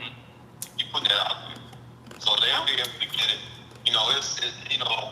I mean, by now everybody knows that it's content on the norm with your platform, with your channel. So, you know, although we would rather have live participants, you know, have everyone there, and it'll get to that. You know, like you said, it's only a couple of people, but look at where everything ended up. I mean, it's wonderful to me. Well, I feel like this whole conversation stemmed from a comment off another live that we did. So just imagine when a channel gets bigger and we got 100 comments, just the same as the one we just read. That's gonna be crazy, you know. Well, I don't agree with Mr. Media because let's get on let's have a conversation about it. Let's have a yeah. I wanted to ask you about your stats. Have you looked at your channel analytics lately to see the last 2 or 3 videos you left up, what the numbers look like? No, but I can look right now. I am curious because again, we talked a week ago, Ray, about a video. One of the first. It was actually the second live that he did that he left up. Because the first one that we were doing, I think, with the games and stuff, couldn't be published because of personal stuff. But the second one was, hell, that was at 900 or something, only in a 24-hour period. I don't know what, and I don't know if we ever followed up to see, like, as of right now, even what that video was running. But I'm just curious. Like I said, hopefully people do. They watch, they tune in when they can, they keep on trucking. It's just going to keep building. Yeah, it's going to take some time. It should take some time. Because most things that happen overnight fall overnight. If it's put together overnight, it does not last. So, let's look at that, brother. Things that happen overnight fall overnight. Boy, if you didn't just do it. Yeah, you know, so it's good. I mean, it speaks for itself. Wow. All right, let's look at the numbers. So right now I'm at 1,700 subscribers even. Let's go to the actual content. No, we'll go to analytics, and then we'll go on engagement.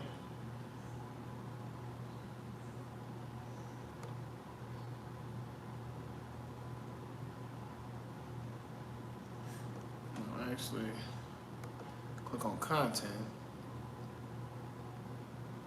channel content, and then let's just look at all the lives. On the what are you doing with your money? We'll click on that one first.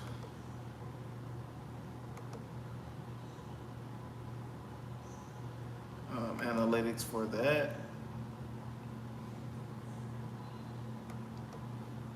Reach.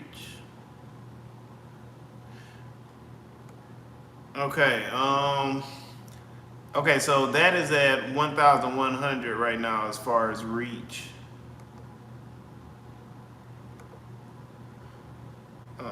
Let's see, returning viewers, 20 returning viewers and 23 unique viewers.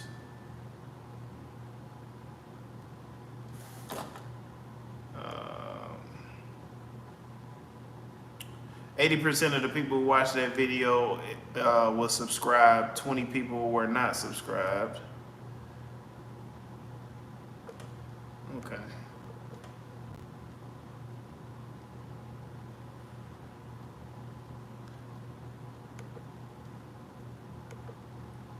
You guys are still there, right? Yeah. Oh, okay. I just wanted to make sure. Yeah, it got real quiet. That was what are you doing with your money? Now I want to go over how to secure a mortgage. Let's look at that one. Let's see. Analytics.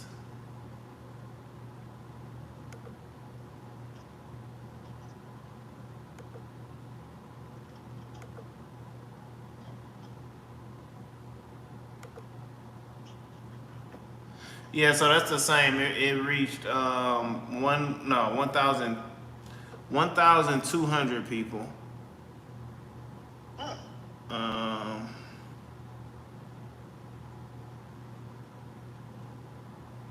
okay, and then the one after that was great payment history but low credit score. I think that was the best one in terms of viewers. And we'll do the analytics. All right, so reach. Yeah, so that's 2,200 as far as reach goes. 2,200. As far as traffic sources, 52% came from browse features, 14% came from suggested videos, 13% channel pages, 8% notifications, 6% YouTube search, and 5.5% others. That's a pretty good mix. Yeah. Yeah, it is. All right. Then after that, 2,200 people. That's pretty good. 2,200 people, even the 1,900, 1,800. I mean, those are good numbers. What's the average time observed? What's the average length of time they watch? well, before I do that, I want to look at the video we just did yesterday with Gigi. I just want to see where it's at. Oh, that should be high too. All right. So, reach.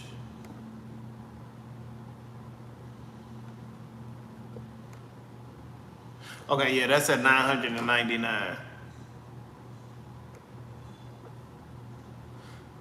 999. That's on traffic. Usually your videos the first day after, or about like in the 900s, I believe. Yeah, correct. All right, so you're asking about how retainment. So the average view duration is 24 minutes for the one we did yesterday. Um, yeah, like I said, that's the average. That's the average attention span of a person. Um, but yeah, I mean, audience retention. It says 27.58, average percentage view 8.1%. And then let's see. Here's how I look at that. I'll talk while you look at stuff. I'll talk with Ray. Okay. Ray, listen, man. If you think about it, in today's day and age, for someone to be doing something concentrated for 24 minutes, with the average attention span being hardly any minutes at all, so for these people to be looking at your content that's probably 3 to 4 hours long, and you think you did a solid 24 minutes in this multimedia day, that's pretty good, bro. I think so too. Yeah, And in due time he'll be able to target. I mean, he can now, but it'll really be it's going to start getting easier to target his growth over a period of time. hold on. I like to do actual factuals. So we were talking about attention spans. So it says humans now have an attention span shorter than a goldfish. Headlines such as this are now common across digital media. According to a study done in the early 2000s, the average attention span of humans decreased from 12 seconds to 8 seconds. So we're not talking about minutes, we're talking about seconds. Oh my God. Yeah. Listen, that's why I have felt for the last couple of years the push is on to go self-driving vehicles, because I think what they're learning, especially with the newer. Well, I don't want the younger folks to take offense, but I mean, again, we talk about the difference in generations. We're a generation that we're still accustomed to physical paper, reading things in hand, as opposed to reading a novel on a phone. Our age group just doesn't do it. But as you see humans are becoming another, we're becoming something else altogether with all this technology. And I think I think the studies have gone out years ago that said, hey, uh, pretty soon we're going to be coming up on a human class that cannot function in the ways that we had before. They're not going to be able to drive, concentrate on driving because they're going to be inundated with media. I guarantee you that's what happened. That's why they're now trying to do automated self-driving cars, because we're going to have a population of people that can't stay focused that long and make critical, quick decisions like that. Yeah, that's true. I mean, you can,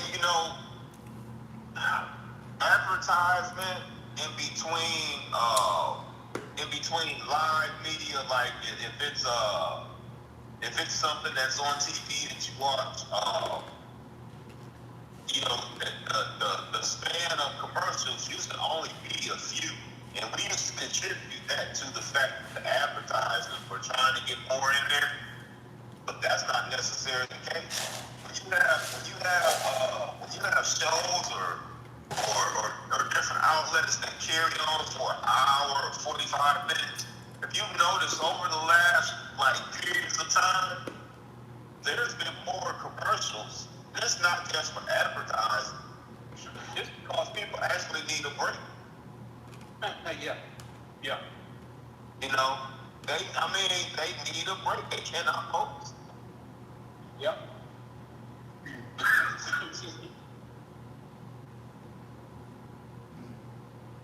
I have to want to add one other thing too. I told you before that I got off of Facebook since in January. Matter of fact, it was around late January, as a matter of fact. The only reason I would really stand on it is because my mom, loves looking at pictures, videos, different places I'm going. That was really the only reason. Now, also realize, and again, this is because everything was so politically charged at the time. And I was like, you know what, let me just, it wasn't like I was getting into arguments or whatever, but I found myself, when you're reading content, and, some of the content can be trolling, some of it, but, we're watching how your other friends and family react to stuff that shouldn't even get a reaction, cause me consternation. And I just said, you know what, I'm actually tired of this. I'm actually tired of this media. And I just, it just started as one day, let me just log out. And then all of a sudden I realized a day had turned into a week. And I was like, the only thing why I even thought about it is because every now and then I didn't have a phone number of somebody that I was connected to on Facebook. So I still had to do Messenger. But Messenger is totally different. Messenger is literally sending a message, and I think at the top you'll see like little bubbles of people, with their, they picture and a green dot going off, but you're not seeing content. And so, dude, a week turned into a month easily, then 2 months, and I was like, I didn't miss that. I started being so much more productive. That is crazy. And but I realized just how much time I end up doing. I'm just checking it, looking at the scroll, checking it. I'm like, what am I doing? It's ridiculous. And so I don't miss the medium anymore, but I do realize what you just said. I do realize now I do concentrate on things a lot more because I'm not distracted out of an hour. If I challenge anybody to really be cognizant of the amount of time during the day that you spend scrolling. God forbid you actually type and having a little conversation about stuff, but you scroll. Oh, Todd, now let me get back to the other point I forgot.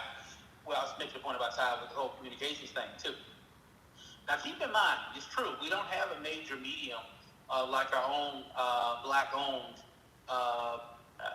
national reach station that we can kind of set the agenda and at least make sure we have our own black control media that we can tell our story and get our news out on. True. But somehow we've managed to be able to promote and get things out that we really want to kind of get out using other mechanisms. YouTube being one, but somehow when we want to do something silly, we have no problem with that. Remember that challenge everybody was doing, setting themselves on fire in bathtubs? I don't know what that was called, but that's a problem.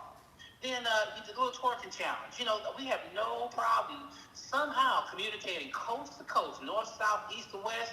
Everybody go to Walmart and shake your buns and, start those videos around. Mm-hmm. Then we get the challenge with throwing ice water on top of each other. So it seems like when we want to use mediums to communicate a thing, we seem like to be able to get it done. But we just haven't figured out how to be able to make it productive. So I don't know if it's because we just can't figure out how to use the medium for productive stuff, or if we just don't know how to consume it if it was ever put out. But we seem to know how to communicate a silly thing when we want to, and more silly things on top of that silly thing. That doesn't stop us. You know, we don't have a brick wall. We don't have a glass ceiling for silly stuff. But for the stuff that needs to be, help us kind of get another leg up, we just can't master it for some reason. Yeah, that's true. And one little final gesture, one little final comment before our close out tonight. I gotta say too, we get so close to accomplishments and to making things occur, and then it seems like at some point we decide we've reached perfection. We've reached that level that we were trying to achieve, and we just stop. Now, I'm going to give you a prime example.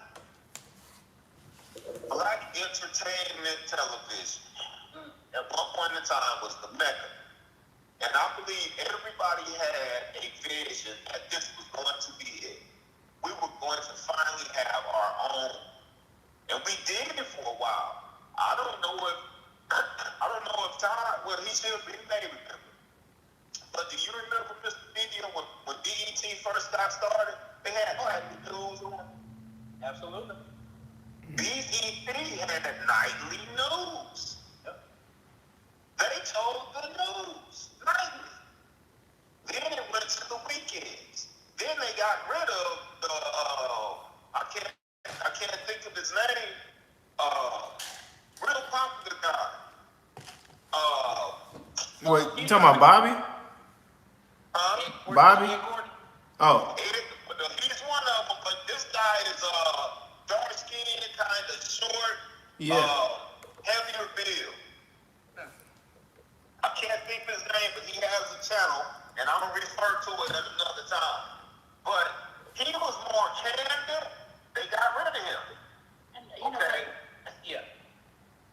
Then the whole chemistry and composition of what BET was kind of changed a little bit. Mm-hmm. And when you come up to where BET now, BET is owned by MTV. Yep. Viacom owns BET. Yes, sir. Were you referencing Robert Johnson? Yes. Oh, okay. He was the owner. He was talking about this commentator. I want to say, was he? You know what? No, I'm thinking about the guy. Roland. What is his last name? Oh no, not Roland Martin. Roland Martin was on there for a period of time. Now, when he was serious, I'm not gonna say when he was serious, but I'm going to say he had a role as far as when he was on BET. It was more. I can't think of the word I want to use because I don't want to sound. Yeah. At any rate, his role was different than what it is now. He's more professional, but yet still he was more transparent, and he put things out in a perspective that was more transparent. We'll put it like that. Yeah. But at any rate, Bob Johnson sold BET to MTV. You can call it Viacom if you want to. He sold BET to MTV. Yeah. And so that was our closest point. If we want to look at it and say from a collective standpoint, we were that close. We were really close to having our own lines of communication, our own format to be able to say and do what we wanted to do. Yeah, you're right. That would have been it. But I'm sorry. Oh no, go ahead.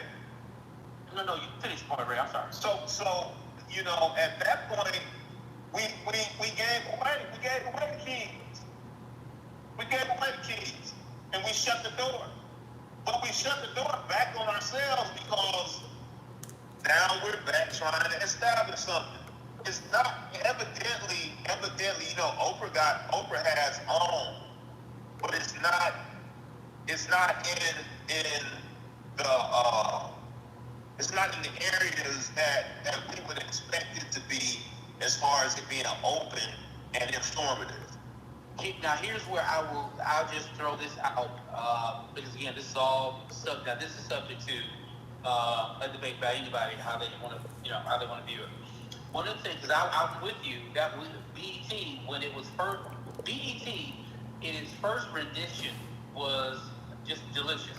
All right, BET did everything it needed to do. It was truly a unifying platform, and it was conscious enough to keep, because Clinton was in office at that time. If I'm not mistaken, like Bush was going out, Clinton in. That's the kind of the time I remember BET being there. And I wish I could think of that guy you're talking about because he was a serious news commentator for BET. I mean, he really delivered it. BET was coming up, but it was very professional. And I remember Bob Johnson. He and his wife owned BET at the same time when they were together. Yes. They took a lot of pride in having the station. But what he said, and here's our problem. What he said was when he, years later when he was interviewed about this stuff, he said, hey, starting off, they were on their upcline. They were doing the best they could. No one thought they would be a threat. So that's why the other MTV and all the other cable news outlets, they didn't even take them serious. They're like, that'll be around for a minute and it'll be a flash in the pan. That's how they treated them. Well, but the problem was BET was serious and they invested and they did quality work and they were making their way. Then all of a sudden, when it became obvious, like, wait a minute, they're legit. That's when the cable companies conspired, and this is what Byron Johnson talked about a little bit too when he was going after the weather in his whole ramp up to go after by the Weather Channel and taking on Comcast about the fact that, hey, you guys are colluding. What you guys are doing, you're rewriting the whole rules. So instead of me being able to have my cable franchise, what you guys can compete. What you guys are doing is you're drying up the competition around me, so you're not allowing those advertisers to come and give me money for my audience. You're deliberately using not only your influence as a competitor as MTV and VH1, but what the cable company, what the cable infrastructure was doing was also acting to say, we're going to snuff this out. So it's 2 against 1. Other competitors and the platform that you're on. It's like YouTube deliberately steering channel and traffic away from Todd Got Credit to Todd Gibbons. That's what was going on with them. So he said what he started doing then is they started saying, okay, well, I guess now we got to go and get gangster because that's what they want. So we got to try to find a way to make it hot and saucy and get the money up. And he said that worked, but only temporarily. And they weren't even proud of their product anymore. And eventually they faced a decision like most other black corporations either sell and get some money or keep running this thing and go broke and bankrupt. And he said that's why he gave it away. And I was because I was hurt. And then just like you said, I'm like, God dog it.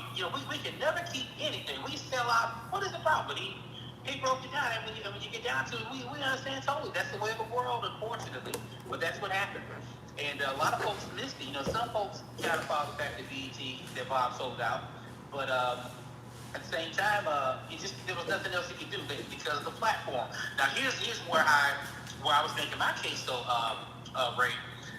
Again, because he was going after because they were still a product of cable television, they were operating on the platform of the cable system. And the cable system can still be coerced and corrupted. And that's what ended up happening. They were able to snuff out that voice and dilute it.